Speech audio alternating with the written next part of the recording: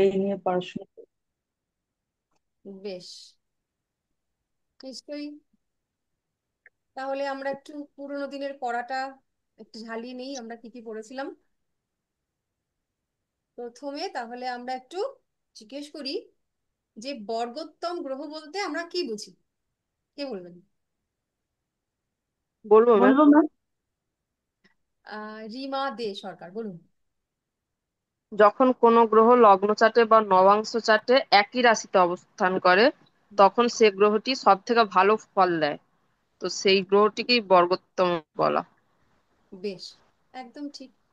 আচ্ছা, তারপরে আমরা শিখেছিলাম দগ্ধ গ্রহ, তাই তো?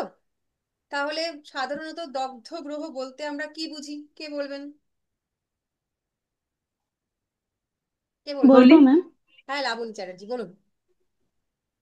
দগ্ধ গ্রহ বলতে যখন কোনো গ্রহ সূর্যের খুব কাছে থাকে, অবস্থান করে, হুম। তখন সূর্যের প্রচন্ড তেজের কারণে সেই গ্রহের স্বাভাবিক শক্তি বা কার্যক্ষমতাটা মানে কমে যায়। একে বলা হয় দগ্ধ গ্রহ। একদম একদম ঠিক। বেশ, আর একজনের কাছ থেকে শুনবো দগ্ধ গ্রহ বলতে আমরা কি বুঝি, আরো একজন কেউ বলুন। দেবপ্রিয়া সাহা, বলো।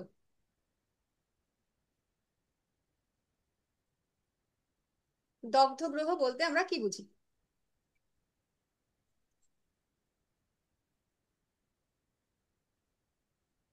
দেবপ্রিয়ার কথা শুনতে পাচ্ছি না। যাই হোক, ওকে পাওয়া যাচ্ছে না, পরে কে বলবেন? আর কে আছেন? বলবো তনুশ্রী, ম্যাডাম। কে বলবেন? অমজিৎ বলছিলাম, বলবো। হ্যাঁ হ্যাঁ, বলুন বলুন। যখন রবির সাথে কোনো গ্রহ বসে, রবির তাপে যখন রবির তাপে তার কারকত্ব গুলো খামতি হয়ে যায়, মানে কমে যায়। হুম। তো তখন কি হয়, পূর্ণ ফল দিতে সেই গ্রহগুলো পারে না। সবসময় একসাথে বসলেই যে দগ্ধ হবে সেরকম ব্যাপার নয়। হুম। যখন কোনো গ্রহ সূর্যের সাথে 3 বা 5 ডিগ্রিতে হুম। এবং সর্বোচ্চ 10 ডিগ্রিতে অবস্থান করলে সেই গ্রহগুলো কুফল বেশি দেয়। হ্যাঁ, একদম। আচ্ছা, দেবপ্রিয়া কথা বলছিল, শোনা যাচ্ছিল না। বেশ। আচ্ছা, সৌরভ বাবুর কাছে চলে যাব। সৌরভ বাবু, আনমিউট করুন। হ্যাঁ ম্যাডাম বলুন। কোথায় সৌরভ বাবু? আনমিউট করুন। হ্যাঁ ম্যাডাম বলুন। আপনি বলছেন? সৌরভ বাবু বলছেন? হ্যাঁ বলছি, বলুন। আচ্ছা, বলছিলাম যে একটা চার্টে রবির ডিগ্রি 9 ডিগ্রি, আর সেখানে শুক্র বসে আছে 27 ডিগ্রি। তো এখানে কি শুক্র দগ্ধ হয়েছে?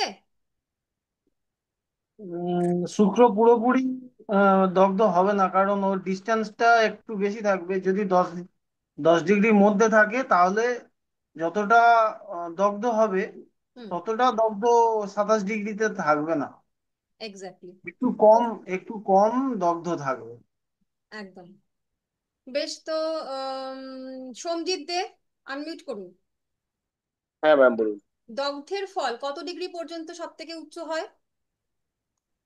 দগ্ধের ফল দুটো পাঁচ প্ল্যানেটেরই দগ্ধ ডিগ্রি হয়ে গেল। হুম। 5 ডিগ্রির মধ্যে থাকলে। হুম। একদম ঠিক। আচ্ছা, এরপরে চলে যাব আমরা পরের প্রশ্নে। বক্রী গ্রহ পড়েছিলাম আমরা। তো বক্রী বলতে সাধারণত কি বুঝি, কে বলবেন? বক্রী গ্রহ বলতে সাধারণত কি বুঝি, ওর সংজ্ঞাটা আমরা একটু শুনবো। ম্যাম, কোনো গ্রহের সাপেক্ষে যদি অন্য কোনো গ্রহের গতি কম হয়, তাহলে মানে স্বাভাবিকভাবে চলার সত্ত্বেও মনে হয় যে গ্রহটা পিছনের দিকে যাচ্ছে। তো সেই মানে যে ব্যাপারটা, সেটা কি বক্রী হিসাবে মনে হয়। বেশ, কাকে বললেন? সৌরভ। সৌরভ। আচ্ছা, এই আরো একজনের কাছ থেকে শুনতে চাইবো, আরো একজন বলুন। বক্রী গ্রহ বলতে কি বুঝি আমরা? ম্যাম বলবো আমি। হ্যাঁ, নিশ্চয়ই। হ্যাঁ, বকরি হলো সূর্যের সঙ্গে কোনো গ্রহ যদি স্লো চলে, মানে পৃথিবীর সাপেক্ষে যদি মনে হয় সেটা স্লো চলছে, হুম। সেটাকে বকরি গ্রহ বলে। এক্স্যাক্টলি, এই কথাটা প্রত্যেকটা গ্রহ তার বৃত্ততে ঘুরছে, কক্ষপথে ঘুরছে। যদি পৃথিবী সাপেক্ষে, এই কথাটা হচ্ছে মাস্ট, পৃথিবী সাপেক্ষে যদি কোনো গ্রহকে মনে হয় যে সে তার তার গতিটা পিছিয়ে গেল, তখন তাকে আমরা কিন্তু বক্রী গ্রহ বলবো। বেশ। আচ্ছা, আর কে আছে এবার? নতুন মুখ দেখি কে কে জয়েন করেছে।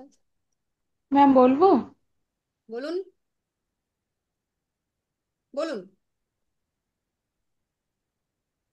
ম্যাম বলবো বলে কথা চলে গেল, বলুন।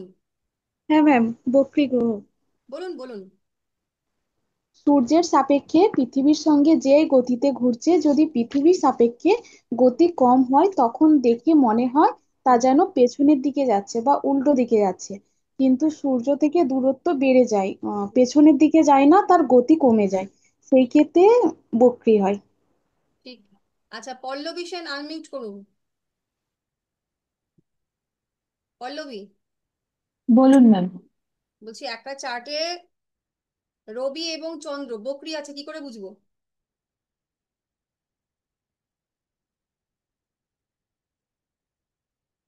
আর কেউ কিছু একটা বলবেন না, শুধু পল্লবী বলুক, না পারলে আপনারা বলবেন।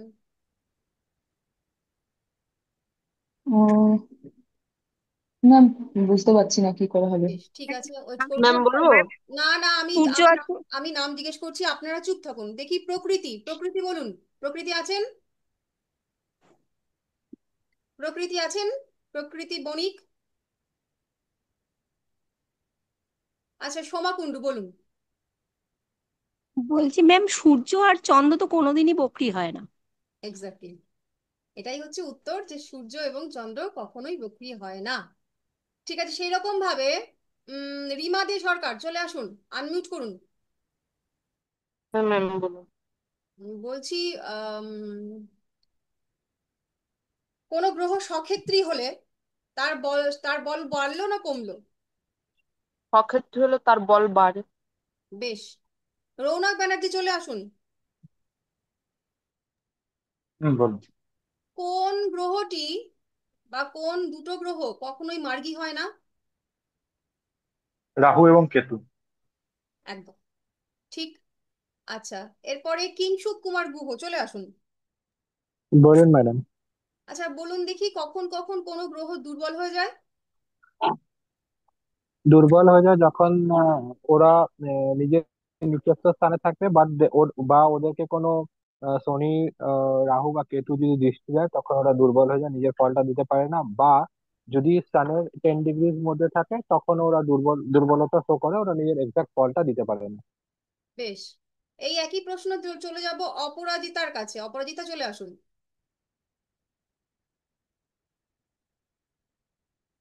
অপরাজিতা আনমিউট করুন।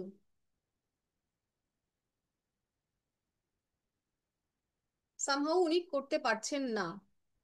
তাহলে চলে যাই যোগীরাজ সব সৎপতি চলে আসুন।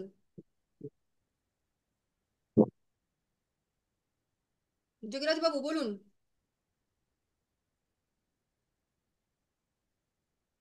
ম্যাম আমি বলবো? না, হ্যাঁ ম্যাম বলুন। বলুন যে কোনো গ্রহ কখন দুর্বল হয়? যখন ম্যাডাম শত্রু ঘরে বসে, হুম, বা নাশস্থানে বসে, বা নিচস্থ হলে। এক্স্যাক্টলি ঠিক। এর পরের প্রশ্ন, কখন কোনো গ্রহ পীড়িত হয়ে যায়? এটা বলবেন দেবাশিস কুন্ডু। বলুন, চলে আসুন। হ্যাঁ ম্যাডাম। কোনো গ্রহ পীড়িত হয়েছে কি করে বুঝবো?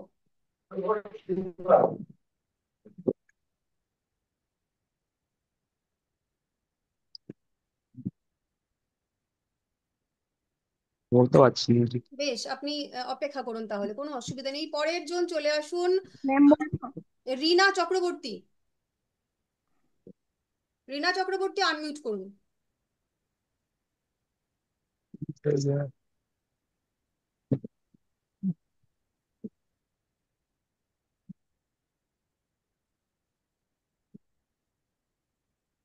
উনি নেই, কোনো কারণে আসতে পারছেন না। রৌনক ব্যানার্জি চলে আসুন।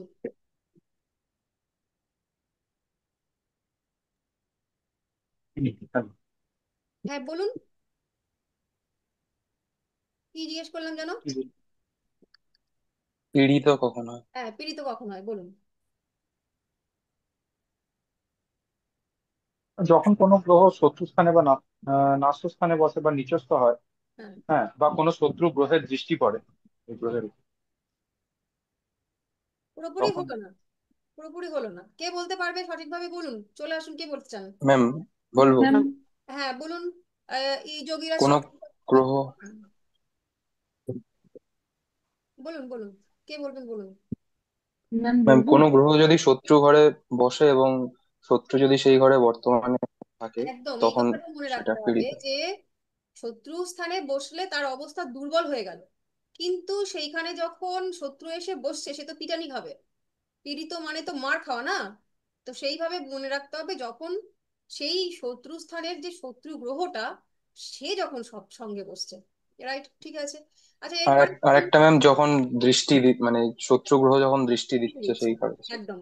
আচ্ছা এরপরে বলুন কে বলতে চান যে আচ্ছা রিজু পাঞ্জা, উনি এখনো কিছু বলেননি, আপনি চলে আসুন রিজু পাঞ্জা। তো আপনি বলুন, রিজু পাঁজা আর কি হবে। তো আপনি বলুন যে কোন গ্রহ অনুগৃহীত হয়েছে কোন শুভ গ্রহ দ্বারা, কিভাবে বুঝবো?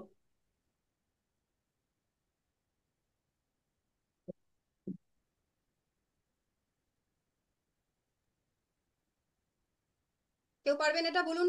আর কে আছেন? বলবো। আমি আমি বলবো ম্যাম। আমি কে? ম্যাম বলবো। সোমা কুণ্ডু। নাম বলুন, কিছু বুঝতে সোমা পারছি না, সবাই মিলে বলছেন তো। হ্যাঁ, সোমা কুণ্ডু বলছি। হ্যাঁ বলুন। যখন কোনো শুভ গ্রহে বসে অথবা শুভ গ্রহের দৃষ্টি পায় সেটি অনুগ্রহীত হয়ে যায় তাহলে। তো এই অনুগ্রহিত গ্রহ গ্রহ কেমন ফল দেয়? অনুগৃহীত ম্যাম গ্রহ বলবো। কেমন ফল দেয়? হ্যাঁ পল্লবী বলো বলো। যতটা খারাপ ফল দেওয়ার কথা তার থেকে কম খারাপ ফল দেয়। যদি কোনো খারাপ স্থানে বসে থাকা গ্রহ অনুগৃহীত হয় তাহলে সে খারাপ কম ফল দেয়। বেশ, ঠিক আছে। আমরা কতগুলো প্ল্যানেটের কতগুলো ডিগ্রি বলেছিলাম কম্বাস্ট হয়ে যাওয়ার, তো সেগুলো কি মনে আছে? আলোচনা করবো একটু। হ্যাঁ করুন ম্যাম। হ্যাঁ বলুন, যে চন্দ্রের ডিগ্রি কত ডিগ্রি পর্যন্ত চন্দ্র কম্বাস্ট হতে পারে, কি ডিগ্রি আছে? বলবো? হ্যাঁ ম্যাম বলুন। 12 ডিগ্রি। 12 ডিগ্রি, ঠিক। আচ্ছা এরপরে বলুন শনি কত ডিগ্রি? ম্যাম আমি বলবো। 15। 15 ডিগ্রি। 15 ডিগ্রি, ঠিক। তারপরে বৃহস্পতির ক্ষেত্রে কত ডিগ্রি নেব আমরা? 11 ডিগ্রি। 11 degree ma'am. 11। আচ্ছা যদি শুক্র বকরি হয়ে থাকে তখন কত ডিগ্রি? 5 এর 10 ডিগ্রি। 8 ডিগ্রি। আট আট ডিগ্রি ডিগ্রি। আট আট। 8 ডিগ্রি। ডিগ্রি। 8 ডিগ্রি। বেশ, তাহলে আমাদের পুরনো পড়াশোনাটা মোটামুটি হলো। যারা কিনা ছিলেন না আগের দিন তাদের আর বুঝতে অসুবিধা থাকলো না যে আমরা আগের দিন কি পড়াশোনা করেছি। আর এবার ম্যাম একটা কোশ্চেন আছে। না, কোনো কোশ্চেন এখন আমরা নেব না। কোশ্চেন আমি বারবার করে হ্যাঁ আপনাকে বলি, সমস্ত কোশ্চেন হয় আপনারা চ্যাট বক্সে লিখুন, না হলে গ্রুপে লিখবেন, সব থেকে ভালো গ্রুপে। এখন কোনো প্রশ্ন না, আমাদের পড়াশোনাটা নিয়ে এগিয়ে যেতে হবে। আগে অনেক পড়া আছে আজকে। আজ আমরা পড়বো হচ্ছে ভাব নিয়ে। তো সেই ক্ষেত্রে আমি স্ক্রিনটা শেয়ার করি, আপনারা প্রত্যেকে একটা করে চার্ট ড্র করে নিন নিজের খাতায় বড় করে। শেয়ার হয়েছে? হ্যাঁ ম্যাম হয়েছে। পল্লবী শরীর খারাপ? একটু ডিস্টার্ব আছি, শরীর না মনটা খারাপ। মন ডিস্টার্ব? জল খাও বেশি করে, হ্যাঁ। জলের ধারে চলে যাও, যেখানে জলাশয় আছে হুম। সেখানে গিয়ে 1 ঘন্টা বসে আসো, ঠিক হয়ে যাবে। চন্দ্র। যাক, আহ তো এরকম আমরা একটা চার্ট সকলে ড্র করি। তাহলে আমরা আগে কি জেনেছিলাম যে লগ্ন সাপেক্ষে রাশি চক্রের মান হচ্ছে 360 ডিগ্রি, তাই তো? এবং এই 360 ডিগ্রির রাশি চক্রের যে রাশির ভাবগুলো হয়েছিল সেগুলো আমরা আগে পড়েছিলাম, যে 4 প্রকার জড় পদার্থ এবং 3 প্রকার শক্তির ক্রমাগত ঘাত প্রতিঘাতে সর্বোচ্চ 12 প্রকার পদার্থ তৈরি হতে পারে, এবং সেই পদার্থের বিন্যাসের সাপেক্ষে এই 12খানা ভাব। আবার বরহমির কি বলেছিলেন যে না, মানুষের শরীরের আভ্যন্তরীণ এবং বহির্বিভাগের যে অঙ্গ বিভাজন সেই সাপেক্ষে এই 12খানা রাশির ভাগ। এই 12খানা রাশির যে ভাগ হয়েছিল, এই 12খানা রাশিকে মানব জীবনের জন্মগ্রহণ থেকে শুরু করে, অর্থাৎ পৃথিবীতে একটি ভ্রূণ যখন প্রথম প্রাণবায়ু নিল বা শ্বাস গ্রহণ করলো, সেই সময় থেকে শুরু করে যখন সেই মানুষটি তার শেষ নিঃশ্বাস ত্যাগ করছে, মৃত্যুকাল পর্যন্ত যে মানুষের যে জৈবিক চাহিদা, যে পার্থিব চাওয়া পাওয়া এবং পার্থিব এবং অপার্থিব সকল কিছু মিলিয়ে যা যা হতে পারে সেই সমস্ত আহ জিনিসকে একত্রিত করার পরে যদি মানুষের জীবনের জন্মগ্রহণ থেকে মৃত্যু পর্যন্ত যাবতীয় যা চাহিদা সেই বা যাবতীয় যা ঘটনা সমূহ সেই সমস্ত কিছুকে 12খানা আলাদা আলাদা ভাবের দ্বারা ভাগ করা হয়েছে।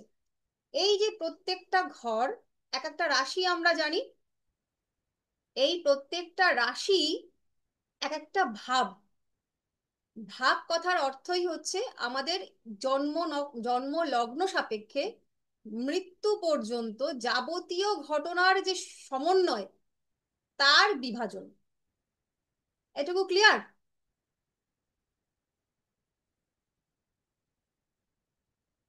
আমি কি এটুকু বোঝাতে হ্যাঁ ম্যাম, পারলাম? বুঝতে পেরেছি। হ্যাঁ ম্যাম। হ্যাঁ। হ্যাঁ ম্যাম। এবার আমরা প্রত্যেকে জেনেছি যে কালপুরুষের যখন চার্ট তখন এই ঘরটাকে 1 নম্বর ঘর ধরা হয়, কিন্তু এই 12খানা রাশি আবার 12খানা লগ্ন হতে পারে, মেষ লগ্ন থেকে মীন লগ্ন পর্যন্ত। তাহলে যখন লগ্ন নির্ধারিত হবে না, যদি বুঝতে না পারেন আমায় জিজ্ঞেস করবেন, এক্সট্রা কোনো প্রশ্ন নয়। এই পড়া সংক্রান্ত যদি কারোর কোনো প্রশ্ন থাকে অবশ্যই করবেন। যদি লগ্ন যখন নির্ধারিত হয়ে গেল, অর্থাৎ মেষ লগ্ন বা মকর লগ্ন বা কর্কট লগ্ন, যেই লগ্নটাই হচ্ছে সেই ঘরটি হচ্ছে 1 নম্বর ঘর। যদি মেষ লগ্ন হয় তাহলে এই ঘরটি 1 নম্বর ঘর, যদি তুলা লগ্ন হয় তাহলে এই ঘরটি 1 নম্বর ঘর, বাকি যেটা যা লগ্ন হবে সেটাই হচ্ছে 1 নম্বর ঘর বা 1 নম্বর ভাব। সেই লগ্ন সাপেক্ষে পরবর্তী অ্যান্টি ক্লকওয়াইজ যে কোনো মানে যেই লগ্নটাই হচ্ছে সেটা হচ্ছে অ্যান্টি ক্লকওয়াইজ ঘুরবে। পরের ঘরটা হচ্ছে 2 নম্বর ঘর, পরের ঘর তারপরের ঘরটা 3 নম্বর ঘর, এই রকম ভাবে গিয়ে 12খানা ভাব 12খানা ঘরকে ইন্ডিকেট করে। মেষ লগ্নের ক্ষেত্রে এইটা 12 নম্বর ঘর যেরকম, সেরকম কর্কট লগ্নের ক্ষেত্রে আবার এইটা 12 নম্বর ঘর। এইটুকু সবাইকে ক্লিয়ার করতে পেরেছি? না হলে প্রশ্ন করবেন। হ্যাঁ ম্যাম। হ্যাঁ ম্যাম, ক্লিয়ার। একদম।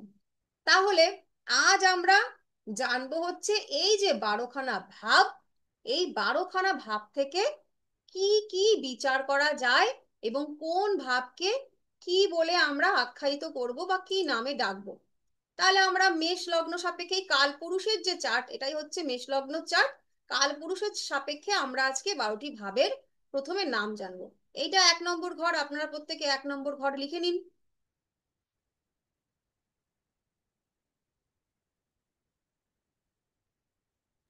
কি এই লিখবো ম্যাম? 1 নম্বর ভাবটাকে লিখুন লগ্ন ভাব বা তনু ভাব।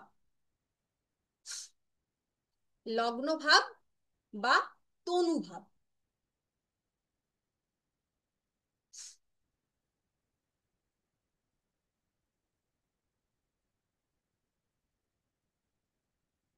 দুই নম্বর ভাবটাকে আমরা লিখব ধন ভাব।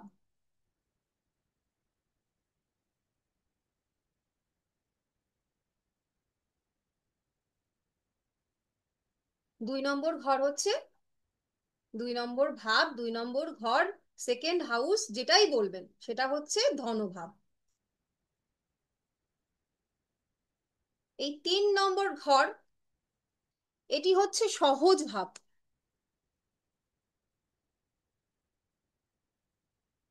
সহজ ভাব কিংবা ভাতৃভাব। ধাত্রীভাব। ভাতৃ, ভয়াকার তৈরি তৈরি ভাই।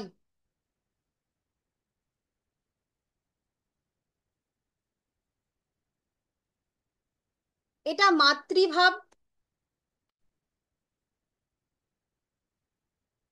বা সুখস্থান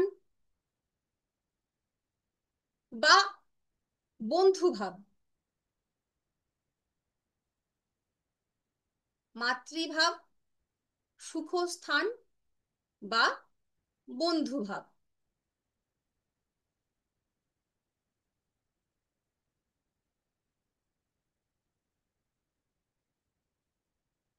এরপরে যে 5 নম্বর ঘর, এইটা হচ্ছে পুত্রভাব।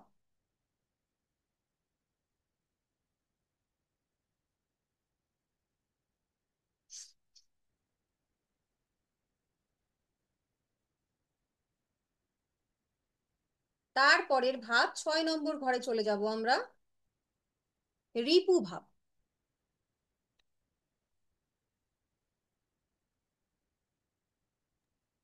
কি ভাব?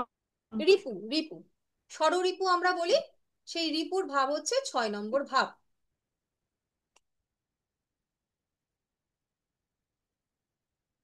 এই 7 নম্বর ভাব, এটা হচ্ছে জায়া ভাব বা পতি ভাব, মূলত জায়া ভাব।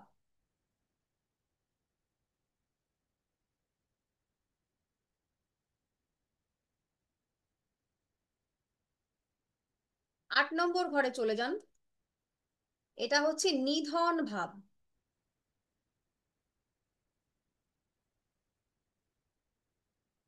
নিধন,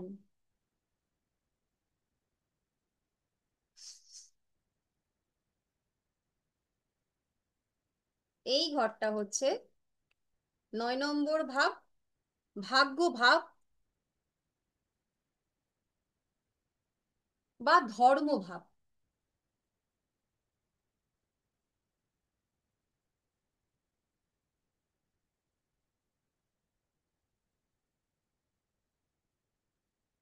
দশ নম্বর ঘর, এটা হচ্ছে কর্মভাব।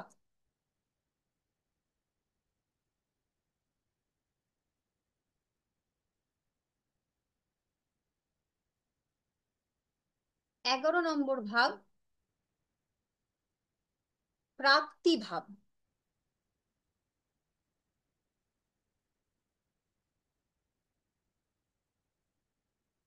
আর এই যে 12 নম্বর ভাব, এটা হচ্ছে ব্যয় ভাব।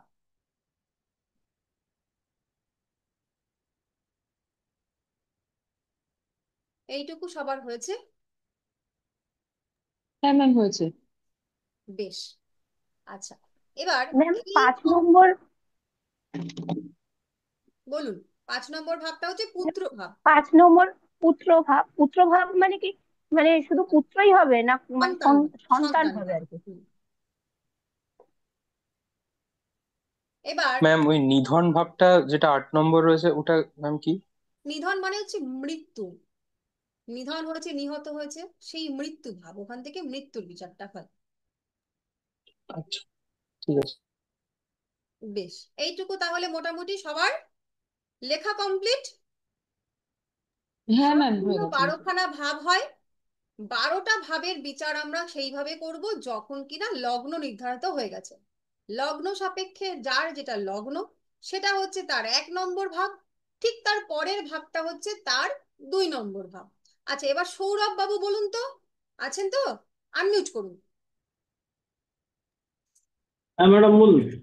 বলছি, এই যে আমি 12খানা ভাব আপনাকে শেখালাম, এবার হ্যাঁ আপনি ম্যাডাম। আমাকে বলুন তো, যদি বৃশ্চিক লগ্ন হয় তাহলে হ্যাঁ, বৃশ্চিক লগ্নের নবম ভাব কোনটা? ওই যেটা আপনার কর্কট, কর্কটের ঘর আছে, ওইটা নবম নবম ঘর, নবম নবম ভাব, ভাব। একদম একদম ঠিক বলেছেন। আচ্ছা, এরপরে সোমাকুণ্ডু চলে আসুন তো। ম্যাম বলুন। আচ্ছা, এই যে বলুন তো, যে এই ভাব অনুযায়ী যদি আমরা মকর লগ্ন ভাবি, তাহলে মকর লগ্নের 7th ভাব বা সপ্তম ভাব কোনটা? কর্কট ম্যাম। কর্কট, এক্স্যাক্টলি। আচ্ছা, এরপরে চলে আসুন দেবপ্রিয়া।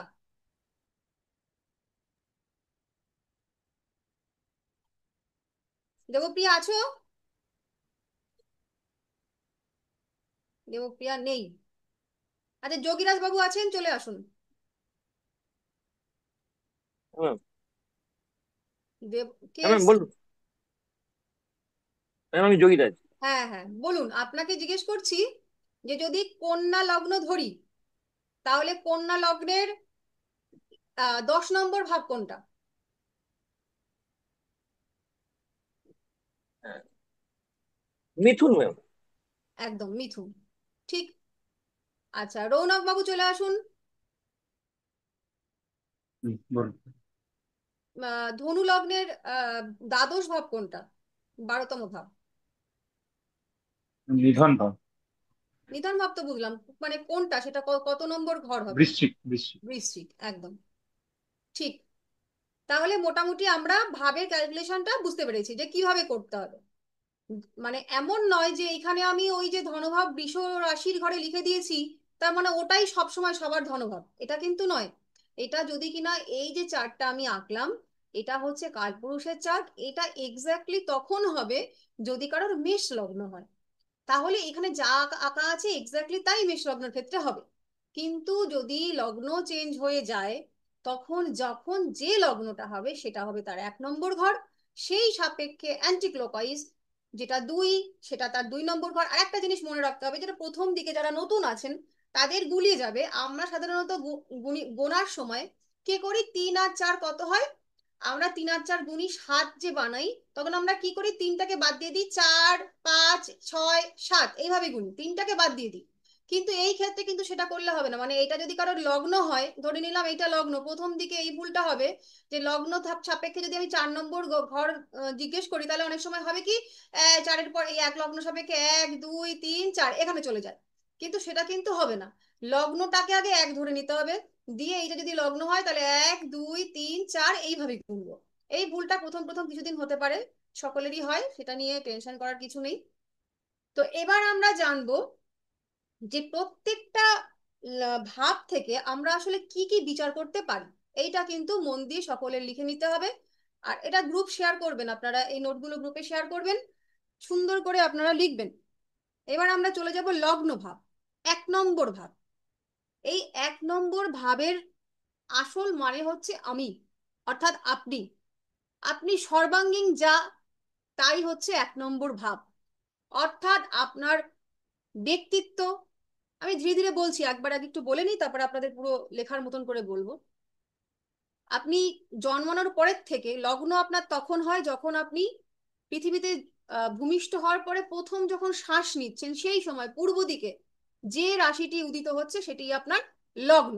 এটা আপনাদের লেখা আছে, লগ্ন কাকে বলে? হ্যাঁ ম্যাম, লেখা আছে। হ্যাঁ ম্যাম, লেখা আছে। হুম। তাহলে সেই লগ্ন থেকে আমরা বিচার করব, প্রথম হচ্ছে মানুষটির চেহারা কেমন হবে। মানুষটিকে দেখতে দেখতে বা তার চেহারা সেটা সুঠাম হবে না, বলিষ্ঠ হবে না, কৃশ হবে না, রুগ্ন হবে।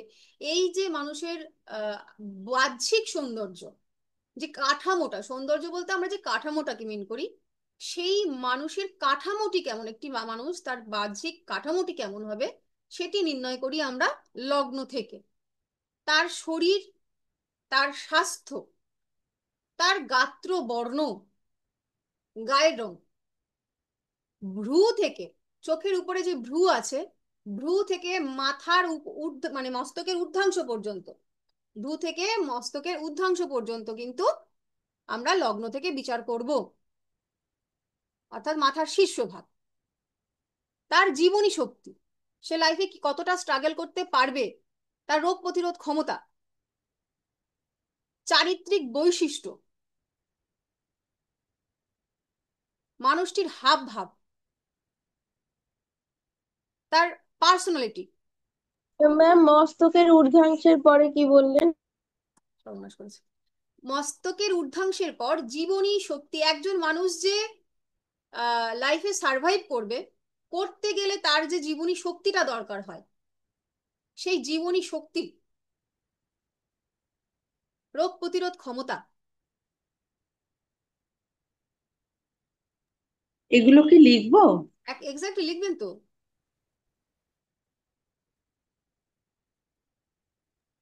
একটু বলবেন আরেকবার? আচ্ছা আমি প্রথম থেকে বলি কেমন, যারা যারা লেখেননি তারা এবার একটু স্টার্ট করে দিন। হ্যাঁ, বলুন। একজন মানুষের লগ্ন থেকে বিচার করা হয় তার শারীরিক গঠন,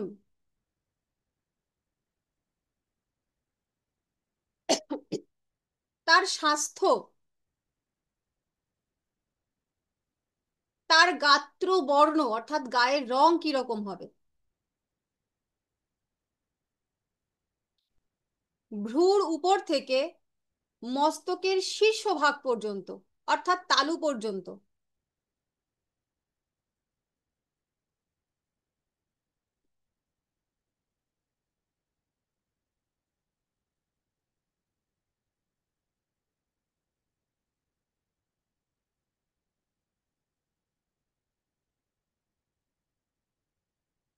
জীবনী শক্তি বা রোগ প্রতিরোধ ক্ষমতা,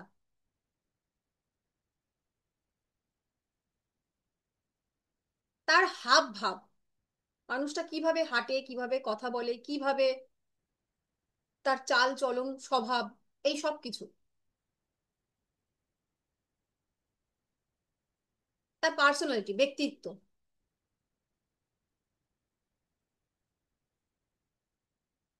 তার অঙ্গ প্রত্যঙ্গের গড়ন,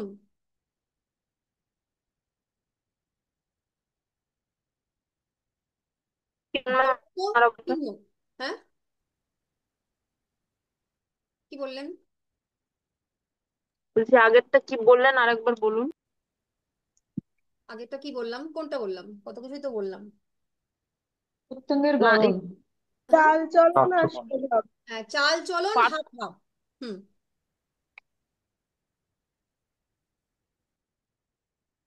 অঙ্গ প্রত্যঙ্গের গড়ন, এটাই লাস্ট বললাম বোধহয়। তার শরীরস্থ চিহ্ন, আমাদের বিভিন্ন যখন মানে বিভিন্ন রকম জন্মচিহ্ন থাকে, বা কাটমার্ক থাকে, তিল থাকে, জরুল থাকে, আঁচিল থাকে, এই সমস্ত যে শরীরস্থ চিহ্ন। আয়ুর নির্ণয়,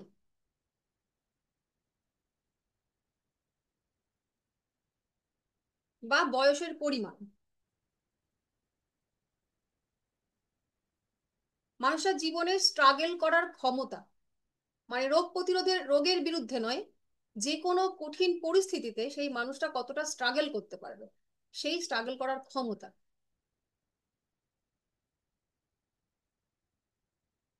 জাতি এবং স্বভাব,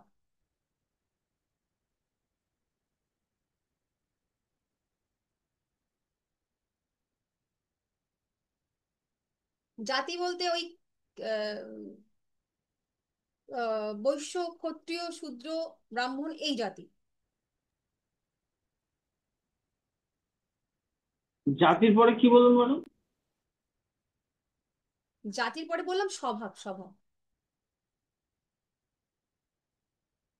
এই এত কিছু দেখুন, এই যে এগুলো যেগুলো বলছি, এগুলো হচ্ছে কারকত্ব ভাবের।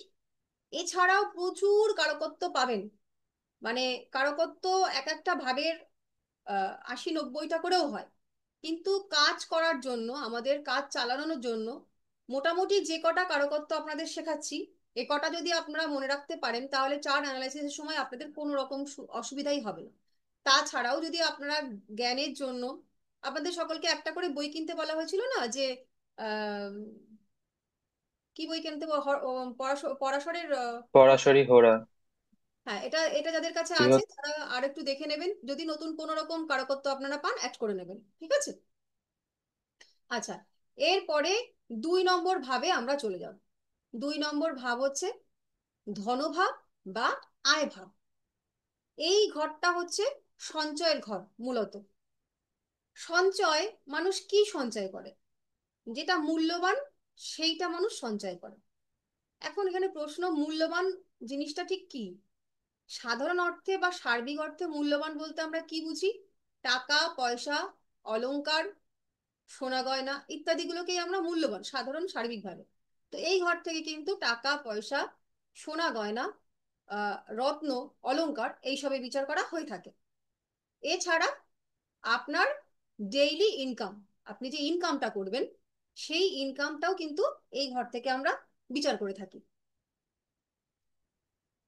এরপর হচ্ছে 2 নম্বর ভাব থেকে বিচার করি হচ্ছে খাদ্যের অভ্যাস। একটা মানুষ, আহ, একই বাড়িতে 3জন আমরা বসবাস করি, কেউ হচ্ছে তাকে 3 বেলা ভাত না দিলে সে নড়তে পারবে না, একবেলা ভাত না খাওয়ালে সে মনে হবে, তার মনে হবে আমি কতদিন খাইনি। আর একটা মানুষ বলবে আমাকে ভাত দেওয়ার প্রয়োজনীয়তাই নেই, আমাকে 3 বেলা রুটি দিও। আর একজন বলছে আমি ওসব ভাবিই না, আমার ভাই যে ভাত হোক রুটি হোক যাই হোক একটা কিছু হলেই হলো, দিন গুজরান হয়ে গেলেই হলো। তাহলে এই যে 3টে মানুষ আপনার সামনে আসলো, আপনি তার দ্বিতীয় ভাব এবং ওই ভাবে অবস্থিত গ্রহ, গ্রহ সমন্বয়, গ্রহ দৃষ্টি ইত্যাদি দিয়ে বলে দিতে পারবেন যে এই মানুষটা, সে ভাত খেতে পছন্দ করে, সে রুটি খেতে পছন্দ করে, মানে তার খাদ্যের অভ্যাসটা কেমন, সে কি কি ধরনের খাবার খেতে পছন্দ করে, এবং তার খাদ্যের সিস্টেমটা কিরকম, মানে কিছু কিছু মানুষ দেখবেন খেতে বসলো, আপনি তাকে পরিবেশন করলেন, 5 মিনিটের মধ্যে তার খাওয়া শেষ, একদম ক্লিন অ্যান্ড ক্লিয়ার।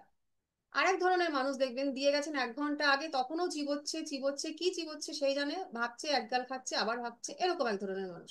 আরেক ধরনের মানুষ দেখবেন বেশ গুছিয়ে পরিপাটি করে সুন্দরভাবে, মানে আপনি ডাল রান্না করলেন ডালটা সুন্দরভাবে খেলো, আপনি তরকারি রান্না করলেন তরকারিটা সুন্দরভাবে করলেন, এই যে গুছিয়ে পরিপাটি ভাবে রান্না করা, এই তাহলে এই দ্বিতীয় নম্বর ভাব থেকে আমরা খাদ্য অভ্যাস এবং খাদ্য পদ্ধতি দুটোই বিচার করব, যে এই মানুষটা কি রকমের খাদ্য গ্রহণ করে এবং কি পদ্ধতিতে গ্রহণ করে, দুটোই বিচার করা যাবে। এ খাদ্য অভ্যাস এবং পানীয়, পানীয় যে আমরা পান করছি সেই পানীয়টাও কিন্তু এই দ্বিতীয় নম্বর ঘর থেকেই আমরা বিচার করব। এরপর যেটা বিচার করব সেটা হচ্ছে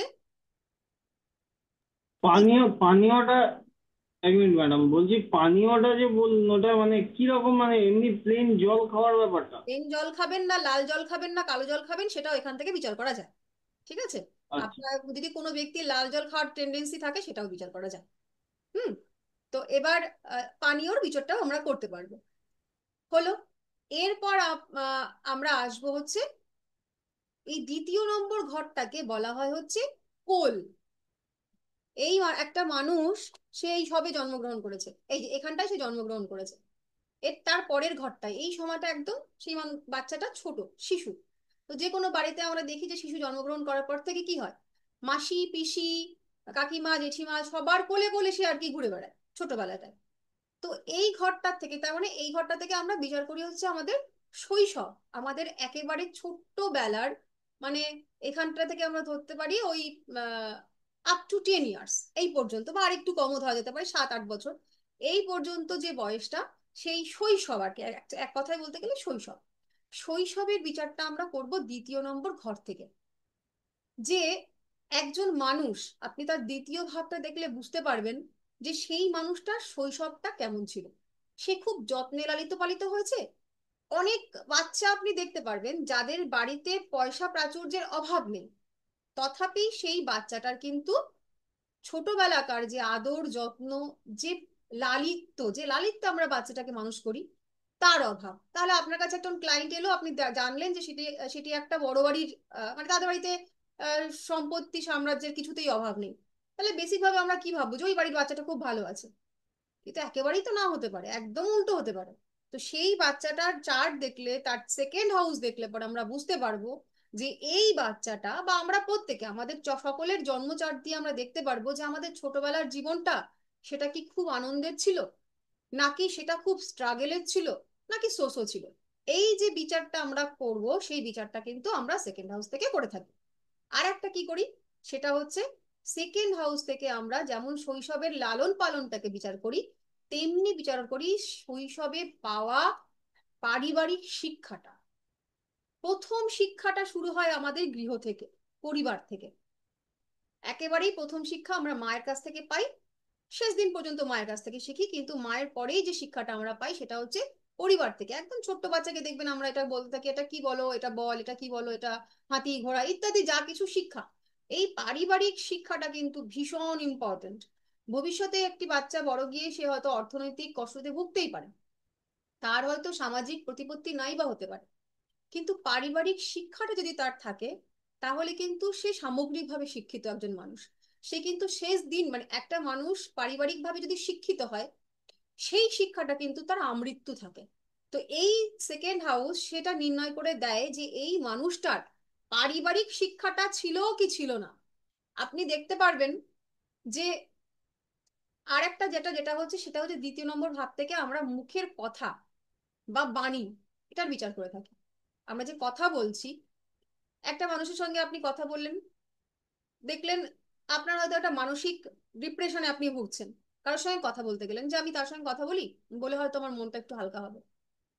তো তার কাছে গেলেন, আপনি তো ডিপ্রেশন গেছিলেন নিজের কাটাতে, উল্টে নিজে আরো প্লাস ডিপ্রেসড হয়ে চলে আসলেন, তার কথা বলার স্টাইল ধরন এমন। আবার এমন এমন কিছু মানুষ আছে যাদের কথা বলা শুধু শুনতেই ইচ্ছে করে, মনে হয় 1 ঘন্টা 2 ঘন্টা সে বলুক আমি শুনে যাব। আবার কিছু কিছু মানুষের কথা প্রচন্ড অ্যাগ্রেসিভ, সে কথার মধ্যে একেবারে কোনো রসকস নেই, একদম কথা বললে গা হাত পা জ্বলতে জ্বলতে চলে যাবে। আবার কোনো কোনো মানুষের কথার মধ্যে শুধুই অর্ডার, সে অর্ডার ছাড়া কথা বলতেই পারবে না। একদম এটা করো ওটা করো সেটা করো, যাই হোক না কেন সেই কথাটা হয়তো একটু সুন্দরভাবে একটু নরম ভাবে গুছিয়ে বলা যেত, করলেই আমি সেই কাজটা সুন্দর করে করে দিতে পারতাম। কিন্তু ওই অর্ডারটা শুনলে পরে অনেকেরই কাজ করতে ইচ্ছে করে না, কিন্তু সেই মানুষের মধ্যেই অর্ডার করার মেন্টালিটিটা থাকবে। আবার কি, কিছু কিছু মানুষ চিনি না জানি না, কারোর সঙ্গে হঠাৎ হঠাৎ করে দেখা হয়ে গেল, হঠাৎ করে ট্রেনে পরিচয় হলো, কিন্তু সেই মানুষটা কথা যখন বলবে যেন মনে হবে কতকালের চেনা, না জানি কত দিনের সম্পর্ক, তার কথার মধ্যে এত স্নেহ থাকবে, সে বাবা বাসা করে কথা বলবে। তো এই যে কথার রকম রকম ফের, এই রকম ফেরটা বিচার করা হয় সেকেন্ড হাউস থেকে। কিভাবে বিচার করা হয় সেটা আমরা পরবর্তীকালে ক্লাসে শিখবো, কি কি বিচার করা হয় সেটা আজকের আমাদের বিষয়বস্তু। এই যে পারিবারিক শিক্ষা এবং আমাদের মুখের বাণী, কথা, এটা আমরা বিচার করি সেকেন্ড হাউস থেকে। তো পারিবারিক শিক্ষা, আপনি এমন অনেক মানুষ দেখতে পারবেন আমাদের চারিপাশে আছে, যারা হয়তো কর্মগতভাবে খুবই একটা নিম্ন আহ শ্রেণীর কর্ম করে থাকেন। ধরে নিলাম রিক্সাওয়ালা, এমন প্রচুর রিক্সাওয়ালা আপনি পেয়ে যাবেন যাদের কথার মধ্যে জ্ঞানের ফুলঝুরি, তারা প্রত্যেকটা কথায় তার একটা জ্ঞানের মূলক কথাবার্তা থাকে। তো এই যে তার কর্ম, সে একটা নিম্নবিত্তীয় কর্ম করছে মানেই যে সেই মানুষটার পারিবারিক শিক্ষা নেই, বা আছে, একটা মানুষ সে অট্টালিকায় বাস করছে, তার পারিবারিক শিক্ষা আছে কি নেই, সেই বিচারটা কিন্তু আমরা এই দ্বিতীয় নম্বর বা আহ, এই ধনভাব থেকে করব। আর কি করতে পারি সেটা হচ্ছে ব্যাংক। আমাদের যে প্রথমে যেটা বলেছিলাম সেটা হচ্ছে সঞ্চয়, যে আমরা দ্বিতীয় ভাব থেকে সঞ্চয়টাকে বিচার করি। এখন প্রথমে সামগ্রিকভাবে সঞ্চয় বলতে আমরা সোনা রূপা অলংকার, মানে পয়সা টাকা এগুলোকে বিচার করেছি। সেটাই কি সম্যক? সেটাই কি সব? প্রত্যেকটা মানুষের কাছেই কি সম্পদ বলতে ওই টাকা পয়সা অলংকার ইত্যাদি হবে? না তো। সঞ্চয় আমরা সেইটা করি মূলত যেটা আমাদের কাছে মূল্যবান। এবার এই যে মূল্যবান, এই মূল্যবানের পরে কিন্তু একটা বড় জিজ্ঞাসার চিহ্ন থাকে, যে মূল্যবান বলতে আমরা কি বুঝি। যে মানুষটা মূল্যবান বলতে যা বোঝে, ধরুন কোনো ব্যক্তির কাছে জ্ঞানটাই সব থেকে বড় মূল্যবান জিনিস, তার থেকে বড় মূল্যবান আর কারো কিচ্ছু নেই, তার দেখবেন বাড়িতে বইপত্র ইত্যাদির একেবারে পাহাড়। তো সেই মানুষটা কিন্তু সঞ্চয় করছে কি? জ্ঞান স্বরূপ বই। সেই রকম কারোর কাছে দেখবেন বলবে যে আমার কিছু টাকা পয়সা এসছে, আমি কিছু টাকা এসছে মানেই আমি একটা মিউচুয়াল ফান্ড করবো, তার কাছে সঞ্চয় অর্থ সেটা।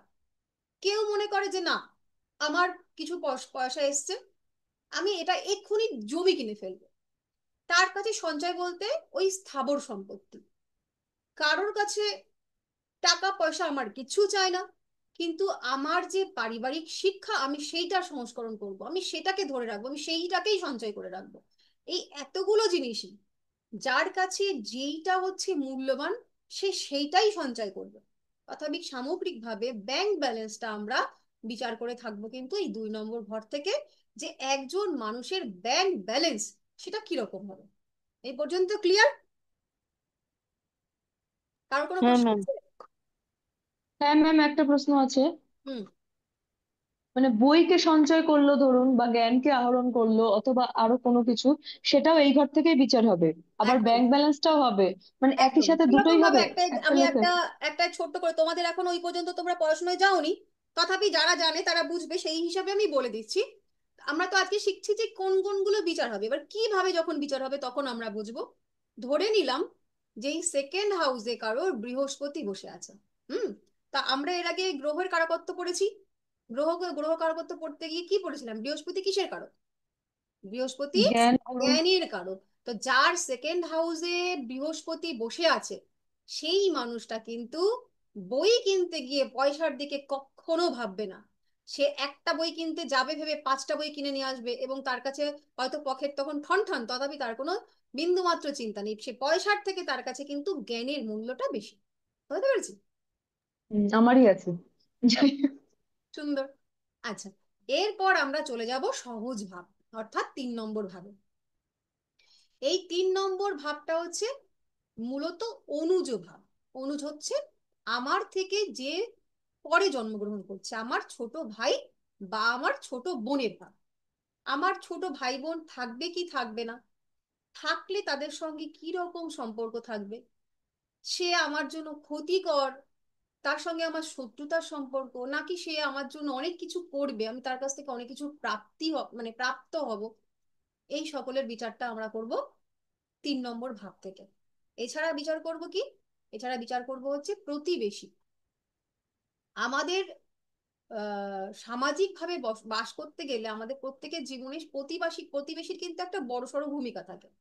এবার এই প্রতিবেশী খুব কম সংখ্যক মানুষ, বর্তমান যা কালচার তাতে খুব কম সংখ্যক মানুষেরই প্রতিবেশী খুব বন্ধুত্বপূর্ণ হয়ে থাকে, মানে উপরে উপরে থাকলেও তলায় তলায় সঠিকভাবে বন্ধুত্ব হয় না। তথাপি কিন্তু কিছু কিছু মানুষের সত্যিই প্রতিবেশী ভাগ্য ভালো হয়।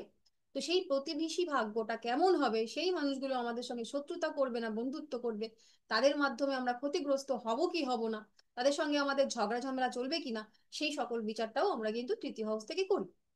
এছাড়া করি কি, কাল সকালবেলায় টিকিট কাটবো এবং মন্দারমণি ঘুরতে যাব। অর্থাৎ এই যে শর্ট ট্যুর, ছোট ছোট ট্যুর বলতে আমরা কি কোনটা ধরবো, বিলো মানে 320 কিলোমিটার, 320 মিনিট, 320 কিলোমিটারের নিচে যে জার্নিটা হয় সেটাই হচ্ছে আমাদের শর্ট ট্যুর। তো এই যে শর্ট ট্যুর, সেই শর্ট ট্যুরে আমরা লাভবান হব কি হব না, প্রচুর মানুষ দেখবেন আপনাদের, আমাদের এই যে এখন 20-22 জন আছি, এদের মধ্যেই আমরা প্রচুর আছি যারা কিনা সে খাক না খাক পুজোয় একটা ভালো গিফট কিনুক কি না কিনুক, বছরে 3-4টে ঘুরতে সে যাবেই। এই ছোট ছোট মন্দারমণি, কাল বকখালি, পরশু আহ বাগদার, এই ওই সেই তাই কিছু না কিছু ঘুরতে সে যাবেই। তো এই যে শর্ট ট্যুর গুলো, সেটা তো তার প্রাপ্তিতে থাকতে হবে, তার জন্মছকে তো তাকে সেই সংযোগটা নিয়ে জন্মাতে হবে, নাহলে তো সে ঘুরতে যেতে পারবে না। একটা মানুষ হয়তো মাসে 25-30 লক্ষ টাকা ইনকাম করতে পারছে, সারা জীবনেও সে একটা কোথাও ঘুরতে যেতে পারছে না, হয় প্রচুর মানুষ আছে। আর একটা মানুষ সে মাসে হয়তো সর্বসাকুল্যে 25,000 টাকা ইনকাম করছে, তারপরেও দেখতে পারবেন যে ফ্যামিলি নিয়ে সে মোটা মাঝে মাঝে ট্যুর দিচ্ছেই। তো এই যে শর্ট ট্যুর আমার ভাগ্যে হবে কি হবে না, হলে সেটা অনেকেই আছে বেরোয় তো বটে, শর্ট ট্যুরের জন্য অ্যারেঞ্জ করে, করে কিছুটা দূর যায়ও, রাস্তায় গিয়ে হয় পার্স হারিয়ে যাবে, না হলে বউ অসুস্থ, না হলে বাচ্চার বমি হয়ে গেছে, কিছু না কিছু একটা বিপদের সম্মুখীনও কিন্তু সে ওই ট্যুরটা করতে গিয়ে সম্মুখীন হবে। এটার বিচারটাও কিন্তু আমরা এই 3 নম্বর ঘর থেকে করে থাকি। আর কি কি করে থাকি, যা হাতের কাজের বৈশিষ্ট্য, যারা নিখুঁত ভাবে হাতের কাজ করতে পারে। হাতটাকে আমরা বডি পড়ার সময় দেখেছিলাম যে গলার এই যে গলা শেষ হয়ে গেল, গলার মানে বুকের ঊর্ধ্বাংশ থেকে দুটো হাত, এই হাতটার বিচার করা হয় 3 নম্বর হাউস থেকে। এই হাতটাকে কাজে লাগিয়ে যে নিপুণ শৌখিন কাজ যারা করে থাকে, হুম, তাদের বিচারটাও আমরা কিন্তু 3 নম্বর ভাব থেকে আমরা করতে পারবো, যে এই মানুষটা নিখুঁত কাজ করবে নাকি ধত্তকটা মার পাড়ে পেরেক দিয়ে বেরিয়ে ম্যাম আসবে। রান্না টান্না সবই হবে তার মধ্যে? না, ফিফথ হাউস রান্না, এটা নিখুঁত কাজ, হাতের কাজ, ঠিক আছে। আচ্ছা, হাতের কাজ বলো, রান্নার আগে পর্যন্ত দেখবে যে কিছু কিছু মানুষ আছে কড়াইটা চড়িয়ে দিল, দিয়ে তেল ঢেলে দিল, এবার সবজি কেটে ঢপাস, এটা কিন্তু 3 নম্বরের হাউসের বিচারের মধ্যে পড়ে, কিন্তু সে তো সূক্ষ্ম হলো না। আর একজন দেখবে যে সে হয়তো একটা মিক্সড সবজি বানাচ্ছে, সে গাজর গুলো কি নিখুঁত ভাবে কাটছে, টমেটো গুলো কি নিখুঁত ভাবে কাটছে, মানে প্রত্যেকটা কাজের মধ্যে একটা শৈল্পিক ছোঁয়া, ওটা তো সব যেতে। ডেকোরেশন রান্নার পরে। হ্যাঁ, এবং পরিবেশন এক্স্যাক্টলি, মানে যেখানে যেখানে শৈল্পিক ছোঁয়া লাগবে সেগুলো কিন্তু এই থার্ড হাউস থেকে আমরা বিচার করি। আর কি, যোগাযোগ মাধ্যম ভীষণ ভাবে গুরুত্বপূর্ণ হচ্ছে। একজন মানুষ, তার অনেক ক্ষমতা আছে, সে অনেক জানে, আহ, যে কোনো বিষয়ে তার জ্ঞানও আছে, কিন্তু সে সঠিকভাবে যোগাযোগ করতে পারে না।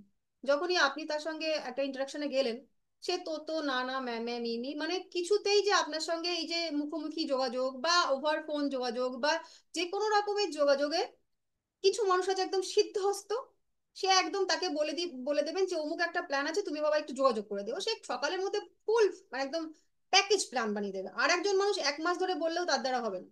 এই যে বিচারটা, এই বিচারটাও আমরা থার্ড হাউস থেকে করে থাকি।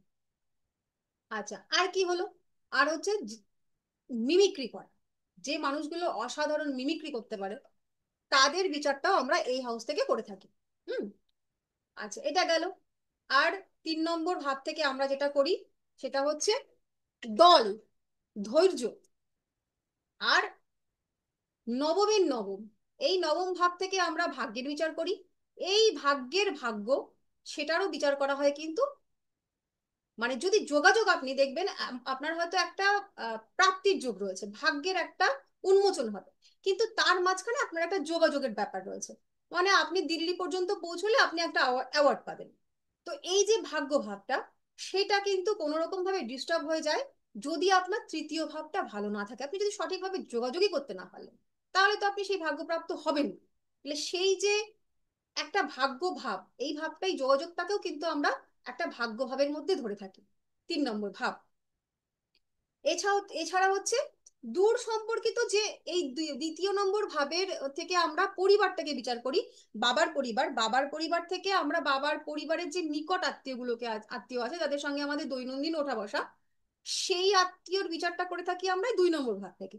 কিন্তু 3 নম্বর ভাব থেকে হচ্ছে দূর সম্পর্কের আত্মীয়, অর্থাৎ ওই বাবার মামাতো ভাই বা মায়ের কাকাতো বোন, এই ধরনের যে আত্মীয় যারা হয়তো বছরে একবার আমার বাড়িতে আসলো বা 5 বছরে একবার আমার বাড়িতে আসলো, সেই ধরনের বিচারটাও কিন্তু, সেই আত্মীয় স্বজনের বিচারটাও আমাদের এই ভাবটা থেকেই হয়ে থাকে। ক্লিয়ার? ম্যাম কারণ একটা প্রশ্ন আছে, হ্যাঁ, 2 নম্বর থেকে বাবার আত্মীয় আর 3 নম্বর থেকে মায়ের? না না, 2 নম্বর থেকে হচ্ছে ক্লোজ আত্মীয়, আর তিন যে নম্বর কোনো বাবা মা দুজনেরই? হ্যাঁ, আর 3 নম্বর থেকে হচ্ছে দূরের আত্মীয়, যারা কখনো সখনো আসে। ঠিক আছে? আচ্ছা, এবার এই 4 নম্বর ঘরটার থেকে হচ্ছে মাতৃভাব, ভীষণ ইম্পর্টেন্ট একটা ভাব। এই দেখো, এটা যদি একটা ঘর হয়, দেখো এই যে 4টে স্তম্ভ, এই 4টে স্তম্ভ হচ্ছে মানুষ জীবনের মূল স্তম্ভ, যেটাকে ভিত্তি করে মানুষ এগিয়ে চলে, এবং 4টে ভাব না থাকলে মানুষ একদম মুখ থুবড়ে পড়ে। তো সেই 4টে ভাবের মধ্যে একটা মেইন ভাব হচ্ছে এই মাতৃভাব। এই ভাবটাকে আমরা যেটা বিচার করি, সেটা প্রথমেই হচ্ছে মা। আমাদের মায়ের সঙ্গে আমাদের সম্পর্ক কেমন হবে, আমাদের মায়ের শরীর স্বাস্থ্য কেমন থাকবে, মায়ের স্বভাব কেমন হবে, ইত্যাদিগুলো। এরপর আমার নিজের মন, আমরা জেনেছিলাম যে রাশি থেকে মানসিকতার বিচার হয়, কিন্তু আমার মনটা কেমন হবে। এই যে আজকে পল্লবীর মন খারাপ, কেন মন খারাপ? চার্টে যদি আমরা দেখি, তাহলে ওর যে 4th হাউস, সেই 4th হাউসটাকে দেখবো আমরা কোনো না কোনো ভাবে কোনো ম্যালিফিক গ্রহের সঙ্গে কানেক্ট করে বসে আছে, বা তার দৃষ্টিতে দিয়ে বসে আছে। এই যে ওর মন খারাপটা হলো, এই মনটা কেমন থাকবে, আজকে আমার মন খারাপ, এর বিচারটা আমি কিভাবে করবো?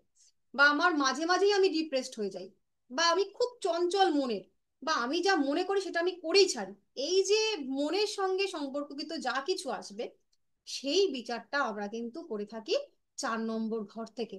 4 নম্বর ঘর থেকে আমরা ঘরের বিচার করি, মানে যে বাড়িতে আমরা থাকছি। এই এখন আমরা প্রত্যেকেই বাড়িতে বসে আছি, এই প্রত্যেকের যে বাড়িটা, ইমিডিয়েট যে ফ্যামিলিটা, অর্থাৎ আজকে আমি যে বাড়িতে বসবাস করছি, সেটা ভাড়া বাড়ি হোক, সেটা কোয়ার্টার হোক, সেটা ফ্ল্যাট হোক, সেটা দেশের বাড়ি হোক, যেখানে আমি বসবাস করছি, সেই বাড়িটার বিচার আমরা করে থাকি হচ্ছে এই 4th হাউস থেকে, যে আমার গৃহযোগ আছে কিনা। আমার এমন প্রচুর মানুষ পাবেন, আপনাদের মধ্যেই আছে, যতক্ষণ মানুষটা বাইরে বাইরে ঘুরে বেড়াচ্ছে চরম শান্তিতে, বাড়ি ঢুকলো তার মাথা একদম বিগড়ে বেরোবে, বাড়িতে ঢুকলেই তার মানসিক শান্তি নেই, বাড়ি কিছুতেই শান্তি পায় না। এই একটা ধরনের মানুষ আছে। আর একটা মানুষ আছে, চাহে দুনিয়ায় যা কিছু হয়ে যাক না কেন, সে বাড়ি না আসলে শান্তি পায় না, কতক্ষণে বাড়ি ঢুকবে, বাড়ি ঢুকলে বাবা শান্তি। এই যে 2 ধরনের মানুষ, সেই বিচারটা আমরা করে থাকি 4th হাউস থেকে। এছাড়া কি, জমি, যে স্থাবর জমি হয়, সেই জমির বিচারটাও কিন্তু আমরা 4th হাউস থেকেই করে থাকি। আর হচ্ছে শিক্ষা ব্যবস্থা, আমার শিক্ষাটা কেমন হবে, সাধারণ শিক্ষা অর্থাৎ গ্রাজুয়েশনের আগ পর্যন্ত যে শিক্ষাটা, সেই আহ, শিক্ষাটাকে আমরা কিন্তু 4th হাউস থেকে বিচার করি, বা গ্রাজুয়েশন পর্যন্তও আমরা ধরতে পারি, স্নাতক পর্যন্ত আমরা বিচারটা 4th হাউস থেকে করব।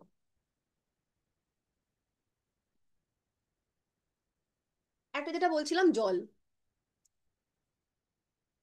মনের কারক গ্রহ চন্দ্র, এবং চন্দ্র হচ্ছে জলকে নির্দেশ করে। এই জল এবং জলাশয় এবং জলজ প্রাণী, এই সব কটারই বিচার করা হয় কিন্তু 4th হাউস থেকে।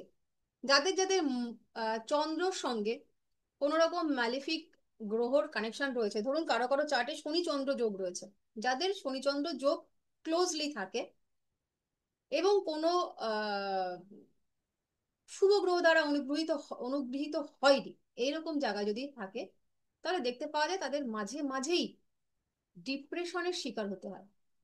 তার মনটা হঠাৎ হঠাৎ করে খারাপ হয়ে যায়, কেন খারাপ হয় সে নিজেও জানে না।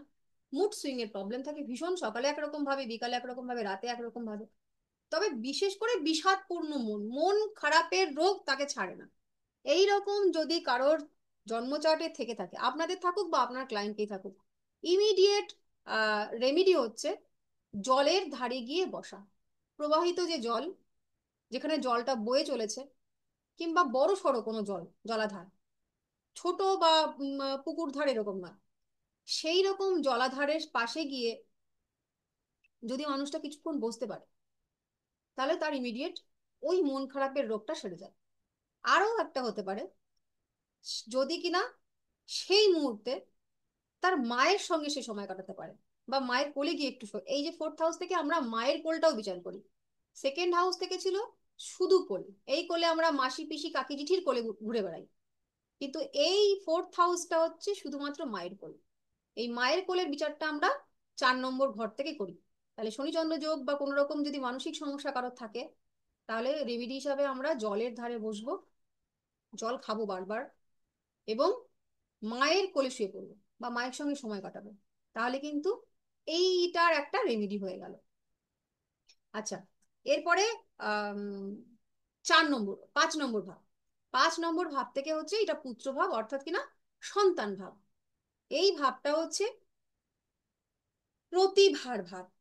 আপনি কতটা ইন্টেলিজেন্ট, সেই ইন্টেলিজেন্ট হওয়ার পরে আপনি আপনার ওই বুদ্ধিমত্তাটাকে কাজে লাগাতে পারবেন কি পারবেন না, সঠিকভাবে ব্যবহার করতে পারবেন কিনা, ফিডব্যাকের ভাব। আমরা একটা ভালো কাজ করলাম, ভালো কাজ করার পরে তার যে একটা ফিডব্যাক আসে, যে ভালো করলে ভালো প্রাপ্তি, খারাপ করলে খারাপ প্রাপ্তি, সেই ফিডব্যাকের ভাবটা হচ্ছে 5 নম্বর ভাব।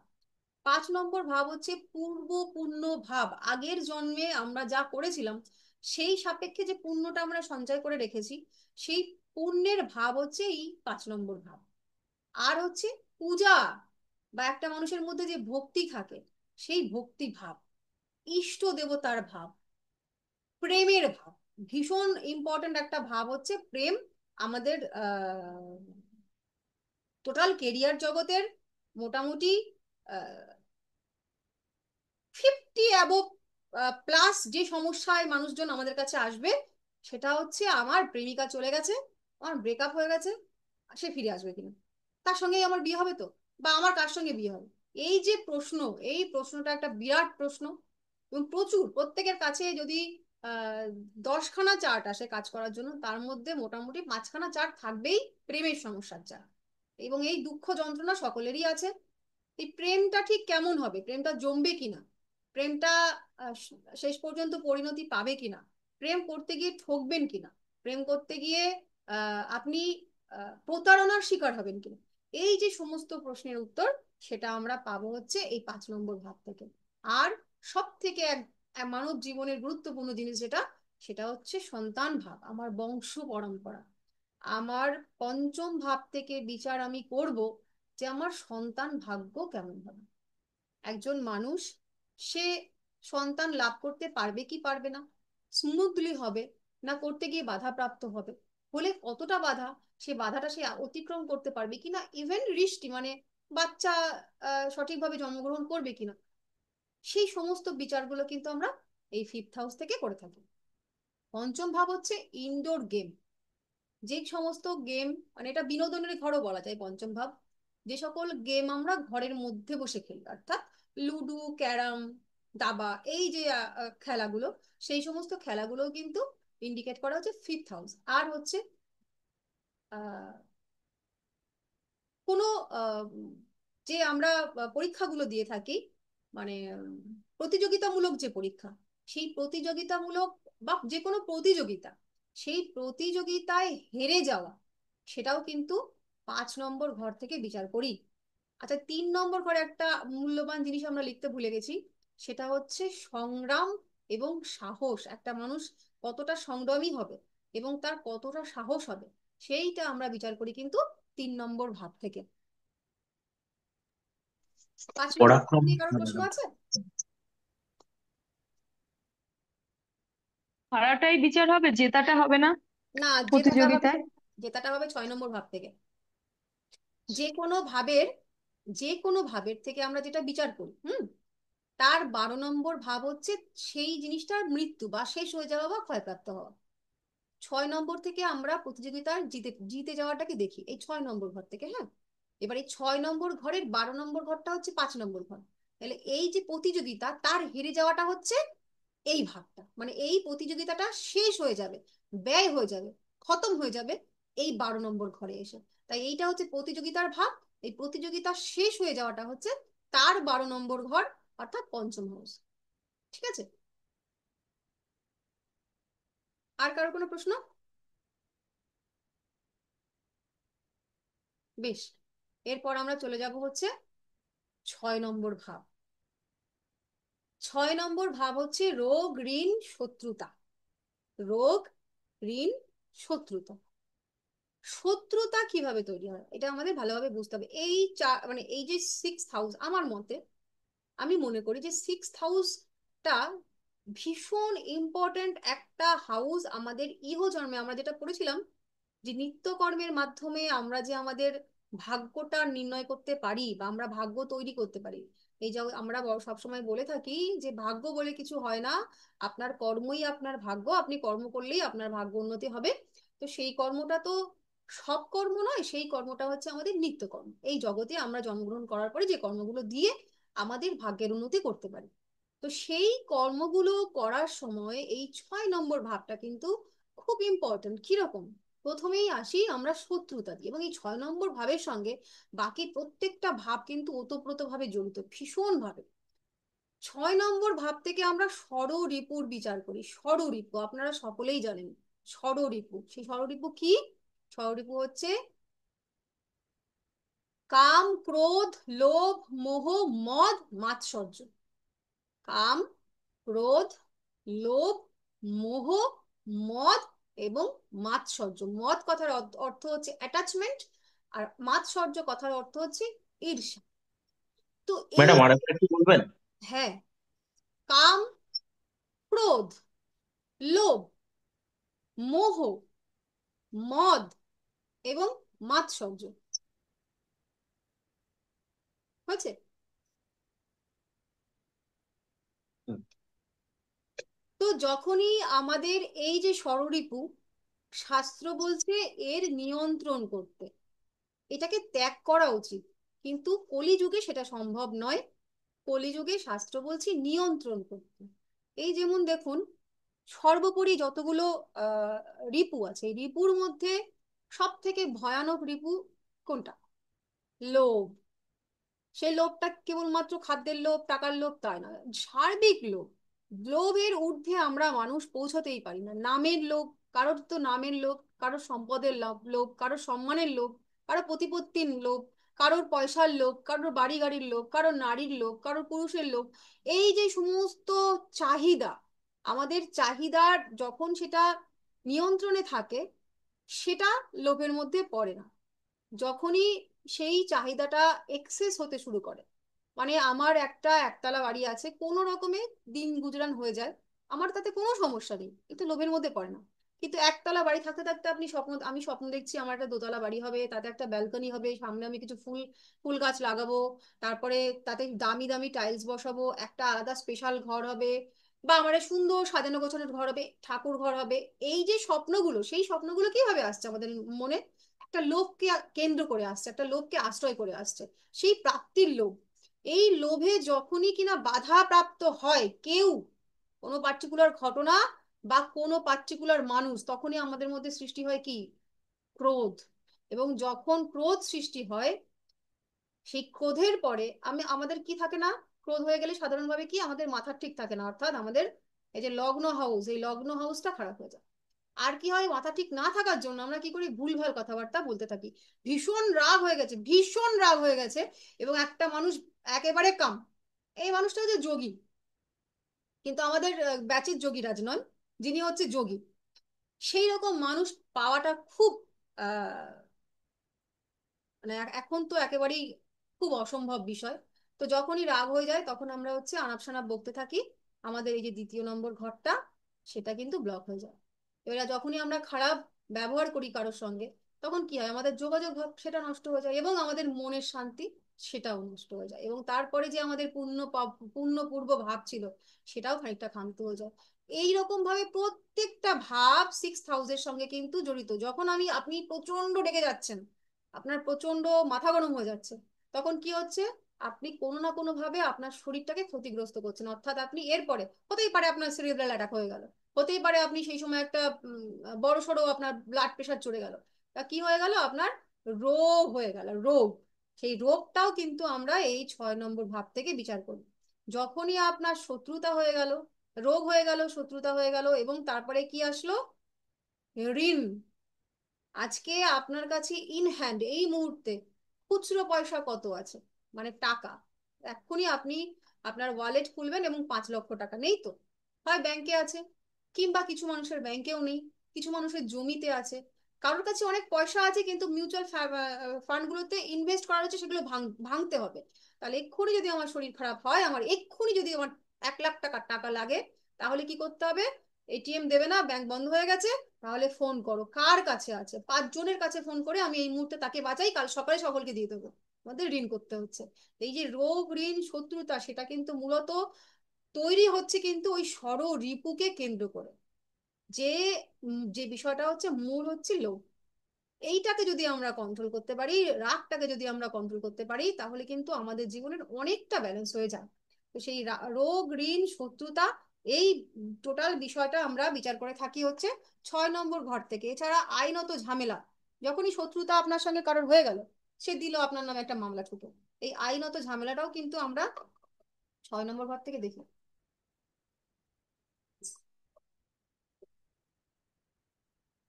পোশাক, আপনার ইউনিফর্ম, বা আপনি যে ধরনের পোশাক পরেন, সেই পোশাকটাও কিন্তু আমরা বিচার করি হচ্ছে 6 নম্বর ভাব থেকে। ছোট মামা বা ছোট মাসি, সেটারও বিচার হয় 6 নম্বর ভাব থেকে। বাড়িতে কোনো কিছু চুরি হয়ে যাওয়া, চুরি হবে কি হবে না, তার বিচারটাও করা হয় 6 নম্বর ভাব থেকে।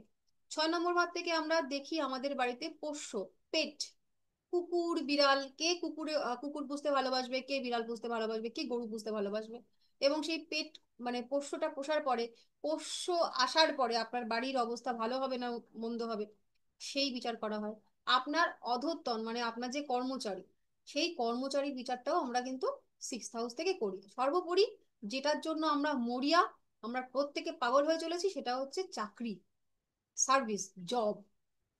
এই জব, চাকরি, এটারও বিচার আমরা করে থাকি 6 হাউস থেকে। আমার চাকরি হবে না আমার ব্যবসা হবে, চাকরি মানে যে গভর্নমেন্ট সার্ভিস হবে সবসময় এরকম ব্যাপার নয়, যে কোনো চাকরি, একটা চাকরি আমি করব, দু শ্রেণীর মানুষ হয়, একটা মানুষ হয় চাকরি ওরিয়েন্টেড, আর একজন মানুষ হয় সেলফ এমপ্লয়েড। তো আমি চাকরি করব না আমি ব্যবসা করব, বা আমার ক্লায়েন্ট চাকরি করবে না ব্যবসা করবে, সেই বিচারটাও কিন্তু আমরা 6 হাউস থেকেই করে থাকি। সেবার ভাব, যে মানুষগুলো বিনে পয়সায় সেবা দেয় বা পয়সার বিনিময়েও সেবা দেয়, এই দুটো সেবার ভাবে কিন্তু আমরা সেবা বিচার করে থাকি হচ্ছে 6 হাউস থেকে। যারা এই ভলেন্টিয়ারি করে, বা অস্বল্প পয়সার বিনিময়ে পরিষেবাগুলো দিয়ে থাকে, বা পয়সার বিনিময়ে পরিষেবা দিয়ে থাকে, এই পরিষেবার ভাবটাও কিন্তু 6 হাউস। প্রতিযোগিতা, যে কোনো রকম প্রতিযোগিতা আপনি করবেন, সেই প্রতিযোগিতার ফলাফলটা কেমন হবে, সেই প্রতিযোগিতার হাউসটাও কিন্তু 6 হাউস। এছাড়া স্পোর্টস হয় 5th হাউস থেকে। আমরা যেমন ইনডোর গেমটা দেখলাম, আউটডোর গেম, আউটডোর গেম যেটাকে মূলত আমরা স্পোর্টস বলে থাকি, সেই স্পোর্টস এর বিচারটাও কিন্তু করা হয় হচ্ছে 6 নম্বর ভাব থেকে।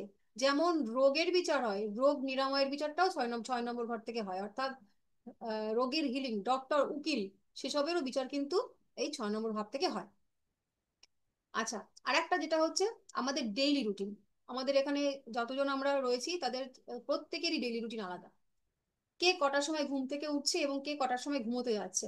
যেই মানুষটা খুব ডিসিপ্লিন, ডেইলি রুটিনের ব্যাপারে খুব ডিসিপ্লিন, তার চার্টটা কিন্তু খুব ম্যানেজড, অর্থাৎ তার বাকি যে ভাবগুলো আছে সেই ভাবগুলো কিন্তু তুলনামূলকভাবে খারাপ ফল কম দেয়। কিন্তু যার ডেইলি রুটিন ঘেটে যাওয়া, যে রাত 2টোর সময়, 2টো পর্যন্ত, 3টে পর্যন্ত মোবাইল ঘাটছে, পরের দিন বেলা 10টার সময় ঘুম থেকে উঠছে, এটা হতেই পারে আপনার ডেইলি রুটিন, কিন্তু সেটা কিন্তু পৃথিবী সাপেক্ষে, সূর্য সাপেক্ষে কিন্তু সামঞ্জস্যপূর্ণ হলো না। অর্থাৎ সূর্য, সে ঘুম থেকে উঠে যায় ওই 5:30, 5:48 এরকম সময়, আপনি তার থেকেও 5 ঘন্টা পরে ঘুম থেকে উঠছেন, তাহলে আপনি সূর্যোদয়ের থেকে 5 ঘন্টা পিছিয়ে আপনার জীবনকে রান করছেন। ফলে আপনার ভাগ্যটাও কিন্তু তুলনামূলক, যারা কেবলমাত্র রাতে জব করে সেই সকল মানুষ, নাইট ডিউটি করে সেই সব মানুষকে বাদ দিয়ে বলছি, অ্যাজ ইউজুয়াল যারা এরকম লেট করে ঘুম থেকে ওঠে, যারা রাত পর্যন্ত জেগে থাকে, যেটা স্বাভাবিক নিয়মের বাইরের জীবন, এইরকম জীবনযাপন যারা করেন, তাদের কিন্তু বাকি যে যতগুলো ভাব আছে, সেই ভাবগুলো কিন্তু কোনো না কোনো রকম ভাবে বিঘ্নিত হয়ে থাকে। তো 6 নম্বর ভাব থেকে আমাদের আর কোনো প্রশ্ন আছে? হ্যাঁ ম্যাম আছে। খেলাধুলাটা কি বললেন? শত্রু খেলাধুলা, হ্যাঁ, খেলাধুলা, শুধু খেলাধুলাই লিখবো? হ্যাঁ, স্পোর্টস লিখুন। স্পোর্টস মানে একটা ছেলে, সে বলছে আমি অ্যাথলেটিক হব। হুম। তো সে ও অ্যাথলেটিক হতে পারবে কি পারবে না, সেই বিচারটা আমরা 6 নম্বর ভাব থেকে করবো। ম্যাম, আমার একটা প্রশ্ন আছে। হ্যাঁ, বলুন। শত্রুর বিচারটা কি করে হবে? মানে কার কত শত্রু বেশি হবে না একদম কম হবে? একদম। সে শত্রু তো নিজে শত্রুতা করবে নাকি অন্যরা করবে সেটা? সেই সমস্ত কিছু, আপনি শত্রুতা করবেন না, আপনার সঙ্গে শত্রুতা হবে, আপনি শত্রুতা করে জিতবেন কি জিতবেন না, আপনি মামলা করতে যাচ্ছেন, ধরুন আপনার একটা জমি জায়গা নিয়ে শত্রুতা হয়েছে কারোর সঙ্গে, আপনি মামলা করতে চাইছেন, এই মামলা করলে আপনি জিতবেন না, সেই জিতে যাবে। এর বিচার সমস্ত কিছু শত্রু সংক্রান্ত যা যা প্রশ্ন হয় সব। ঠিক আছে। আচ্ছা, এরপর আমরা চলে যাব 7 নম্বর। বাবা, যার চিন্তায় আমাদের জীবন একদম জেরবার, এই একটা ভাব, যেই ভাবটা নিয়ে কেউ শান্তিতে নেই, সেটা হচ্ছে এই জায়া ভাব বা প্রতিভাব।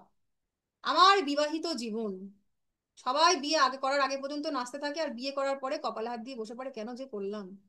এই যে বিবাহিত জীবন, আমার স্বামী কেমন হবে, আমার স্ত্রী কেমন হবে, আমাদের বিবাহিত জীবন কেমন হবে, এই সকল প্রশ্নের উত্তর দেবে হচ্ছে 7 নম্বর ভাব। প্রেম করে বিয়ে হবে না অ্যারেঞ্জ করে বিয়ে হবে, পালিয়ে গিয়ে বিয়ে করব, মন্দিরে গিয়ে বিয়ে করব, না বাবা মা থেকে বিয়ে দেবে, এই যে সমস্ত প্রশ্ন বিয়ে সংক্রান্ত, এই সকল কিছু প্রশ্নের উত্তর আমরা পাবো হচ্ছে এই 7 নম্বর ভাব থেকে। আচ্ছা, আর কি পাবো? আর পাবো হচ্ছে ব্যবসা।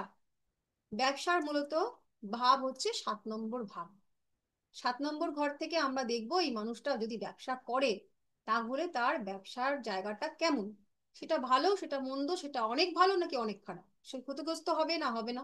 আর একটা দেখতে পারবো, সেটা হচ্ছে পার্টনারশিপ, যেই কোনো জায়গার পার্টনারশিপ, ব্যবসার পার্টনার হতে পারে, কাজের পার্টনার হতে পারে, যেখানেই পার্টনার শব্দটা ব্যবহার করছে, সেই পার্টনারশিপটা কতটা তার জন্য ভালো, কতটা তার জন্য ক্ষতিগ্রস্ততা এনে নেবে, পার্টনারশিপ করা উচিত না উচিত না, এই সকল প্রশ্নের উত্তর দেবে 7th হাউস। আর কি দেবে?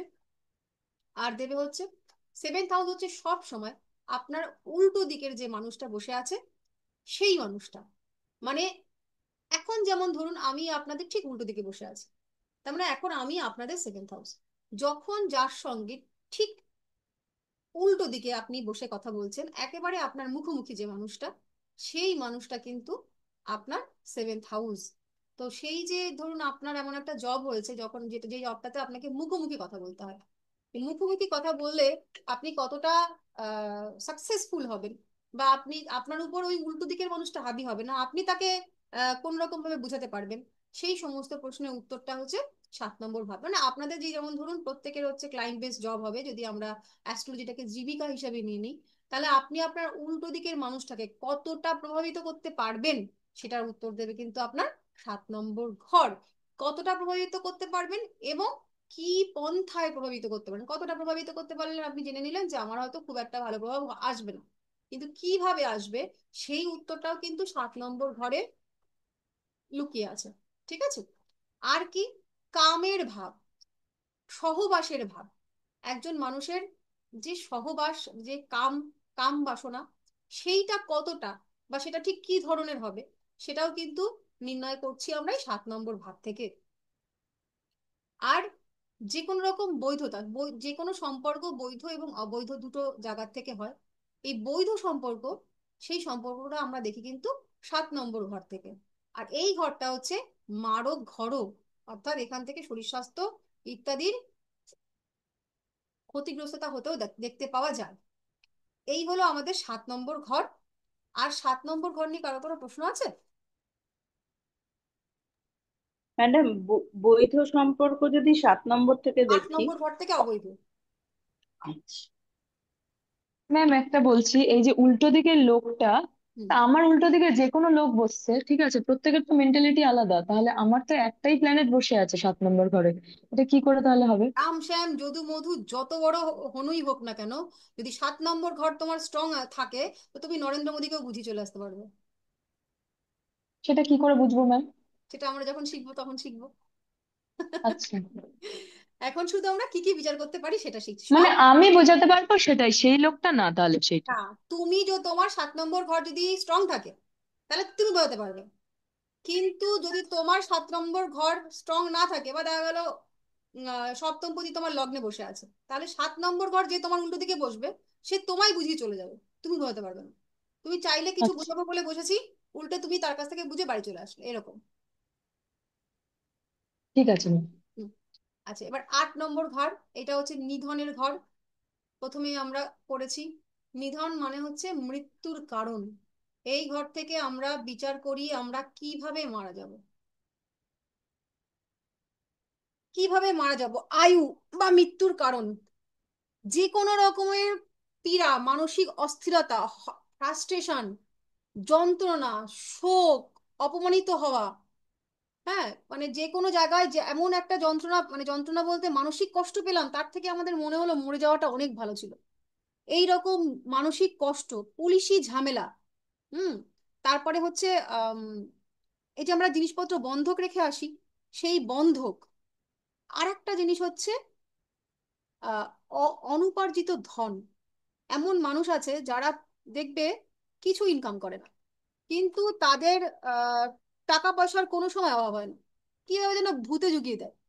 তো এই যে ভূতে জোগানো টাকা, আমার নিজের টাকা নয়, কিন্তু আমার টাকার অভাব হলেই আমি টাকা পেয়ে যাই, কেউ না কেউ এসে সেটাকে জুটিয়ে দিয়ে যায়। বা দলিল সম্পত্তি, এই যে যে সমস্ত পৈতৃক সম্পত্তি থাকে, সেই সকল সম্পত্তি, ইন্স্যুরেন্স থেকে প্রাপ্তি, এই সকল প্রাপ্তিগুলো আমরা কিন্তু পেয়ে থাকি হচ্ছে এই 8 নম্বর ঘর থেকে। লটারি, যাদের ভীষণ লটারির কাটার ঝোঁক, লটারি পাবো কি লটারি পাবো না, পেলে কতটুকুনি পাবো, 1000 পাবো না কোটি পাবো না 5 কোটি পাবো, এর উত্তরগুলোও কিন্তু দেয় 8 নম্বর ঘর। আর হচ্ছে রূপান্তরের ঘর, সব থেকে গুরুত্বপূর্ণ ঘর হচ্ছে রূপান্তরের ঘর, হচ্ছে এই 8 নম্বর ভাব। কিরকম রূপান্তর? একটা মানুষকে তোমরা দেখে এসছো ছোটবেলার থেকে, যে মানুষটা হয়তো যখন ইয়ং ছিল, এটা পুরুষের ক্ষেত্রে আমি উদাহরণ দিচ্ছি, যখন কিনা সে 26-27 বছরের ছেলে ছিল, বা আরো একটু কম, 23-25 বছরের ছেলে, সে ছেলেটা হয়তো চূড়ান্ত নেশাখোর, মানুষজনকে সম্মান দেয় না, মেয়েদের দেখলে ইপিজিং করে, বা তার মুখের ভাষা ভালো না, তার আদব কায়দা কিচ্ছু ভালো না। এই মানুষটাই একটা সময় পরে, অর্থাৎ দেখা গেল হয়তো 45-46 এরকম একটা বয়সে গিয়ে হঠাৎ যোগী হয়ে গেল, বা একেবারেই এমন একটা মানুষে পরিণত হলো যেটার থেকে কিছুতেই তার পূর্বের মানুষটার সঙ্গে মেলানো যায় না। একটা মেয়ে, সে যখন শুধু মেয়ে ছিল, তার চাল চলন বসন ধরন দেখে কখনো মনেই হতো না যে এই মেয়েটার দ্বারা সংসার হবে। অথচ তার বিয়ের পরে সে এত নিপুণ গৃহিণী হয়ে গেল, এত ভালো মা হয়ে গেল, যে যে মেয়েগুলো খুব ভালো ছিল, যাদেরকে সবাই নিদর্শন দিত ভালো মেয়ে বলে, তারাও মানে তাদেরও কান কেটে ফেলবে ওই প্রচলিত খারাপ মেয়েটি। এই যে ট্রান্সফরমেশন, এই যে আমূল পরিবর্তন, পরিবর্তন না একেবারেই রূপান্তর, এই রূপান্তরটা দিয়ে থাকে কিন্তু এই 8 নম্বর ঘর। মানুষের জীবনে যখনই এই 8 নম্বর ঘরের দশা অন্তর্দশা চলে, তখন কিন্তু মানুষের জীবনে এইরকম একটা কিছু না কিছু রূপান্তরের যোগ তৈরি হয়, কিছু না কিছু পরিবর্তন তার লাইফে আসেই। আর হচ্ছে গুপ্তবিদ্যা, এই যে আমরা জ্যোতিষ চর্চা করছি, এই জ্যোতিষ চর্চা একটি গুপ্তবিদ্যা। যত রকমের গুপ্তবিদ্যা আছে বা গোপনে করা হয় এমন কিছু কাজ, সেটা যদি সরকারি কাজও হয়, যেটা গোপনে করা হয়, সেই কাজটাও কিন্তু নির্দেশ করে হচ্ছে এই 8 নম্বর ঘর। রিসার্চ করা, যে কোনো রকমের রিসার্চ, গুপ্ত স্থান বা গুহ্য স্থান যা আছে আমাদের শরীরে, পেনশন, হ্যাঁ, এই সমস্ত কিছু কিন্তু আমরা মৃত ব্যক্তির ধন পেয়ে থাকি হচ্ছে 8 নম্বর ভাব থেকে। এরপর চলে যাব 9 নম্বর ভাব।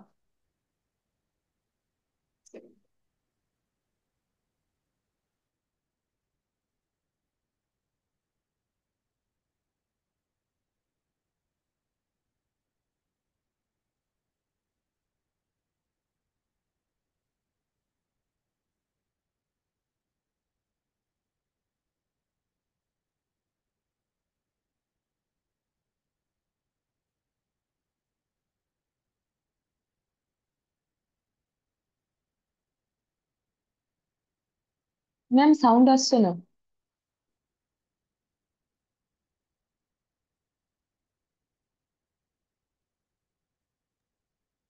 হ্যাঁ, সাউন্ড আসছে না জানি তো, কোথায় কোথায় মাঝে মাঝে চলে যায়, খুঁজে পাই না।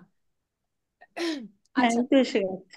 এইবার 9 নম্বর ভাব অর্থাৎ গুরু ভাব বা ধনভাব। এই ভাব থেকে বিচার করি আমাদের বাবা, জন্মগত বাবা, মানে বায়োলজিক্যাল ফাদার যে, সেই বাবা। ম্যাডাম, ধনভাব লিখবো না ভাগ্যভাব লিখবো? দুটোই এর লিখুন, আগে তো তাই। দুটোই লিখুন। আচ্ছা। ম্যাম ধনভাব তো 2 নম্বর। ধনভাব না, মানে ওই ধন, হ্যাঁ ওইটা ধর্ম, তো ধনভাব, এটা হচ্ছে কর্মভাব হবে। ভাগ্যভাব বা গুরুভাব, এটা হচ্ছে ভাগ্যভাব। এই ভাগ্যভাব থেকে আমরা বিচার করি বায়োলজিক্যাল ফাদার, আমাদের গুরুদেব, আমাদের গুরু প্রাপ্তি কেমন হবে। গুরু প্রাপ্তি বলতে যে কোনো গুরু, যার কাছ থেকে আমরা শিক্ষা পাচ্ছি, সেই গুরু কেমন হবে। আমরা কি ভুল শিক্ষকের কাছে বারবার পৌঁছাবো, প্রতারিত হব, ঠকে যাব, কিছু শিখতে পারবো না, নাকি সঠিক গুরুর কাছে আমরা শেষ পর্যন্ত পৌঁছাবো। এটা না আমাদেরকে নির্ধারণ করে দেয় 9th হাউস বা নবম ভাব। তারপরে ভাগ্য, যেটা নিয়ে আমরা চুল চেরাচেরি করে মরি যে আমার ভাগ্য কেমন হবে, আমার এক্স্যাক্টলি ভাগ্যটা কেমন, সেটা হচ্ছে এই 9th হাউস থেকে আমরা দেখব। আর কি, তীর্থ ভ্রমণ হয় না, যেটা ধর্মস্থান, ধর্মস্থান এবং তীর্থ ভ্রমণ দুটোই, এছাড়াও দূর ভ্রমণ, যখনই 320 কিলোমিটার ক্রস করে গেল, সেই ভ্রমণটাকেও আমরা দেখব 9th হাউস থেকে। উচ্চ শিক্ষা অর্থাৎ গ্রাজুয়েশনের পরবর্তীকালীন যে শিক্ষাটা, শিক্ষা দান, শিক্ষক, প্রারব্ধ, ধর্ম এবং বংশ, এই সব কটার বিচার করি আমরা 9 নম্বর ভাব থেকে। আর একবার বলুন তো। উচ্চ শিক্ষা, শিক্ষাদান, শিক্ষক, প্রারব্ধ, পিতা, ধর্ম এবং বংশ। একটা মানুষ আস্তিক হবে নাকি নাস্তিক হবে, তার বিচারটা করব আমরা এই 9 নম্বর ভাব থেকে। এরপর চলে যাব 10 নম্বর ভাব। 9 নম্বর হয়েছে সকলের? হয়েছে ম্যাম। হ্যাঁ ম্যাম। আচ্ছা, 10 নম্বর ভাব থেকে মূলত হচ্ছে কর্মের ভাব। কর্ম, জীবিকা, পদমর্যাদা, উচ্চ পদ, যশ, প্রতিষ্ঠা, সাফল্য লাভ,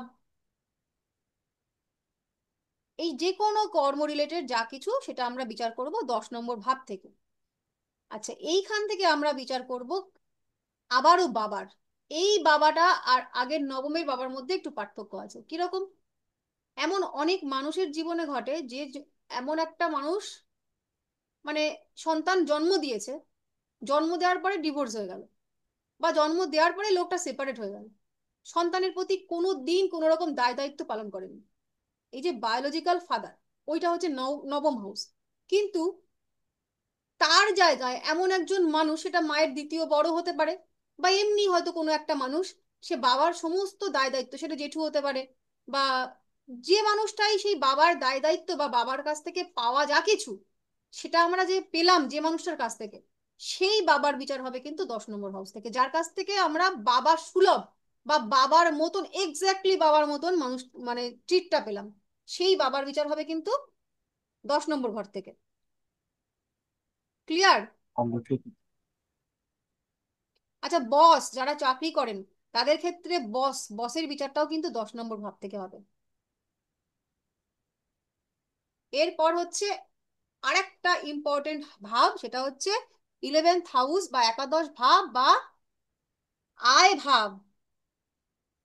আমার ভাগ্যে তো আছে কিন্তু আমি পাই না।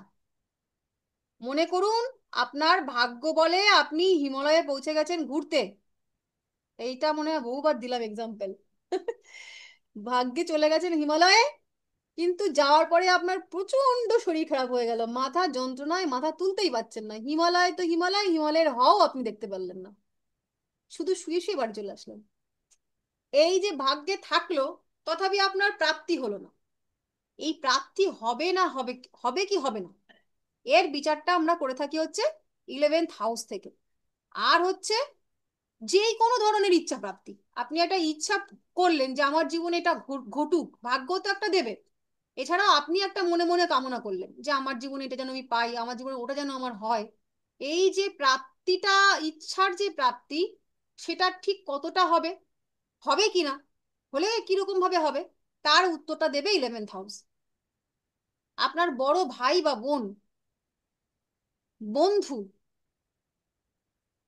এক্স্যাক্টলি দুই রকমের বন্ধু আছে। একটা 4th হাউস থেকে বন্ধু দেখি শৈশবের বন্ধু, আর এই একটা বন্ধু যেটা যে জীবনে মানে বন্ধু বলতে আমরা যাদেরকে মূলত বুঝি যে আমাদেরকে কখনোই ছেড়ে যায় না। এই রকম ধরনের বন্ধু ভাগ্য আপনার কেমন? বন্ধুদের দ্বারা ক্ষতিগ্রস্ত হবেন নাকি বন্ধুরা আপনাদেরকে সহযোগিতা করবে? সেই বন্ধুর ভাবটা আমরা দেখি 11th হাউস থেকে। আর দেখি কি নেটওয়ার্ক, এই যে নেটওয়ার্কিং কাজ হয় না, এই সমস্ত নেটওয়ার্কিং কাজ, সোশ্যাল যে কোনো সোসাইটি, এর বিচারটাও আমরা কিন্তু 11th হাউস থেকে করি। তাহলে মূলত হচ্ছে আমাদের প্রাপ্তির হাউস এই 11th হাউস। এরপর চলে যাব 12 নম্বর ভাব, দ্বাদশ ভাব বা ব্যয় ভাব। এটা হচ্ছে মোক্ষের ভাব। মৃত্যু আর মোক্ষ কিন্তু এক নয়। মৃত্যু সেটা হয় আমাদের এই বায়োলজিক্যাল ফিগারটার, এই শরীরটার হয়, বাহ্যিক শরীর। আত্মার মৃত্যু হয় না, তার উন্নতিকরণ হয়। সে মোক্ষপ্রাপ্ত হবে কি হবে না, সেই বিচারটা করা হয় 12 নম্বর ভাব থেকে। অন্তিম দশা, একেবারে শেষ সময়, মৃত্যুর আগের যে সময়টা, সেই অবস্থাটা, বন্দি থাকা, আইসোলেশনে থাকা, কারাগারে থাকা, তারপরে যে কোনো প্রকার সিদ্ধি লাভ বা পরলোক, মানে ইহ জন্মের পরে আমরা যে মৃত্যু হয়ে যাওয়ার পরে আমরা কোন লোকে যাব। আপনারা শুনেছেন দেবলোক, শিবলোক, বিষ্ণুলোক, ইন্দ্রলোক, এই যে সমস্ত লোকগুলো আছে না, মৃত্যুর পরে আমি কোন লোকে যাব সেটাও চার্ট দেখে বলে দেওয়া যায়। সেই হিসাবটা। তারপরে দান, যে কোনো নিঃস্বার্থ দান, যে দানের কোনো মানে আমরা রিটার্ন চাই না, শুধুই দান করি, সেই দানের হাউসটা হচ্ছে এই 12 নম্বর ভাব। আর কি, হসপিটাল, হাসপাতালের যে অবস্থা, হাসপাতাল এবং হাসপাতালিক যে অবস্থা, এই দুটোই হচ্ছে 12 নম্বর ভাব থেকে দেয়। বিদেশ যাত্রা হবে কি হবে না, ভীষণ বড় একটা কমন কোশ্চেন। বিদেশ যাত্রার ভাবটাও কিন্তু 12 নম্বরের ভাব। আর হচ্ছে শয্যা সুখ, এটা ভীষণ একটা, এটাও একটা বড়সড় রকমের বর্তমানকালীন সমস্যা। স্বামী স্ত্রীর জীবনে প্রায় প্রায় চলে আসে। সেটা হচ্ছে বিয়ে হয়ে গেছে, 1 বছর 2 বছর সংসার হয়েছে, একটা বাচ্চাও তাদের হয়তো হয়ে গেছে, কিন্তু তাদের জীবনের যে শয্যা সুখ, শয্যা সুখ বলতে দু রকমই আমরা মিন করব। মানে ধরুন একটা বিছানায় শুয়ে ঘুম, যে আমি আহ, এত ভালো বিছানা কিন্তু আমার ঘুম আসে না, এই একটা জায়গা। আর একটা হচ্ছে মানে কেমন বিছানায় আমি ঘুমাবো, সুন্দর বিছানা নাকি কোনো রকম বিছানা, এটা। আর একটা হচ্ছে কনজুগাল লাইফের যে সহ্যগত সুখ, সেই সুখটাও কিন্তু ম্যাটার করে। এই 12 নম্বর হাউস থেকে আমরা তার বিচার করি যে একটা মানুষের বৈবাহিক জীবনের যে শয্যা সুখটা, সেটা সেই মানুষটা পাবে কি পাবে না, পেলে কতটুকু পাবে, কতটুকু এনার্জি তার থাকবে, এই যে সমস্ত বিচার, সেই বিচারটাও কিন্তু আমরা এই 12 নম্বর ভাব থেকেই করে থাকি। আর হচ্ছে ব্যয়, মূলত এক্সপেন্ডিচার, কি রকম ভাবে সে খরচা করবে, তার খরচার হাত বেশি নাকি সে কিছু সঞ্চয় করতে পারবে, আয় করবে যা তাই কি বেরিয়ে যাবে, নাকি আহ সে সামঞ্জস্য রেখে ব্যয়টা করতে পারবে, মিত ব্যয়ী সে হতে পারবে। এর যে বিচার, এটাও কিন্তু আমরা 12 নম্বর ভাব থেকেই করে থাকি। তাহলে আমাদের 1 থেকে 12 নম্বর ভাবের বিচার মূলত কমপ্লিট। এর বাইরে সাধারণত বিচার লাগে না আমাদের কাজ করতে গিয়ে। এরপরে আর কোনো প্রশ্ন আছে? হ্যাঁ ম্যাম, ম্যাম হসপিটালের আমার ব্যাপারটা একটা বুঝতে প্রশ্ন পারিনি। আছে। একা একা করে একটা একা বলুন। হসপিটালের ব্যাপারটা কি বললেন, হসপিটাল বলছি বারো আপনি নম্বর ঘর থেকে? হসপিটালাইজড হবেন কিনা, কোন সময়ে হবেন, সেই বিচার। আর বা ধরুন হসপিটালের সঙ্গে আপনার একটা কানেকশন হলো, আপনি নিজে হসপিটালে গেলেন না, ভর্তি হলেন না, কিন্তু আপনি এমন একটা কাজ করলেন, কর্ম করলেন যেটা হসপিটালের সঙ্গে যুক্ত, সেরকম হতে পারে। আচ্ছা, আর একজন কে বলছেন, কি প্রশ্ন? ম্যাম বলছি 12 নম্বর ভাবে যেটা বললেন যে ব্যয়ের ভাব আর বিদেশ যাত্রার ভাব, হুম, মানে ওই 12 নম্বর ঘরে কি গ্রহ মেটার করে, যে কোন গ্রহ থাকলে সেই রকম ওয়াইজ মেটার করে হ্যাঁ না ভাবের? এক্স্যাক্টলি, এটা তো আমরা কি কি বিচার হয় সেটা শিখলাম। কিভাবে বিচার হয়, কি থাকলে আমরা বুঝবো, সেগুলো তো আমরা একটু বড় হয়ে পড়বো। এখন তো আমরা একদম ছোট। এটা আমরা বিচার করলাম কোন কোন ভাব থেকে কি কি বিচার আমরা করতে পারি। ঠিক আছে? এগুলো কিন্তু ওকে ম্যাম। প্রত্যেকটা প্রত্যেকটা সকলের কিন্তু জলের মতন মনে রাখতে হবে, একেবারে জলের মতন। মানে একটা মানুষ আপনার কাছে মানে এলো, এসে বলল যে আমার হাজবেন্ড পরকীয়ায় জড়িয়ে গেছে, দেখুন এই রিলেশনটা কতদিন থাকবে। এবার আপনি পাগল হয়ে যাচ্ছেন পরকীয়া রিলেশনশিপটা কোন জায়গা থেকে দেখবো, সেটা করলে হবে না। আপনাকে আপনার একটা ক্লায়েন্ট আসলে জিজ্ঞেস করলো আমার বাচ্চা একজন একটা এক্সামিনেশন দিয়েছে, দেখুন ও এই পরীক্ষাটায় ঠিক কিরকম র্যাঙ্ক করবে। আপনি পাগল হয়ে যাচ্ছেন কোন নম্বর ঘর থেকে দেখবো। এই যে প্রত্যেকটা ভাব, সেই ভাবের মধ্যে কি কি সংযোগ হলে কিরকম হলে সেটা তো আমরা শিখবো, কিন্তু কোন ঘর থেকে আমরা অন্তত কি বিচারটা করব সেটা কিন্তু জলের মতন মুখস্থ করব। আপনারা প্রত্যেকে নোট করেছেন আশা করি, জানি। আর তার মধ্যে ওই যে কেউ কেউ খুব ভালো ভালো নোট করেন, তারা একটু গ্রুপে শেয়ার করে দেবেন যাতে বাকিরা একটু মিলিয়ে মিশিয়ে নিতে পারে। আর সামনের দিন কিন্তু আমি খুব কঠিন করে পড়া ধরবো, আমি জানি আপনারা সুন্দর পড়বেন। তারপরে আমরা একটু আলোচনা করব। আজকের ক্লাস আমাদের এই পর্যন্ত। খুব ভালো থাকুন, সুস্থ থাকুন। শুভরাত্রি। শেষের শেষের কয়েকটা একটু লিখতে প্রবলেম হলো, ওই পরে রেকর্ড গুড শুনে নাইট। লিখতে। আপনি লিখে নেবেন, ওই ভিডিও দেখে লিখে নেবেন, অসুবিধা নেই। ম্যাম হ্যাঁ, ভিডিও ম্যাম দেখে ক্লাসটা লিখে করে খুব ভালো লাগলো, খুব ধন্যবাদ। হালকা লাগছে। বেশ, থ্যাংক যাক ইউ ম্যাম। যাক যাক, এই তো হয়ে গেছে।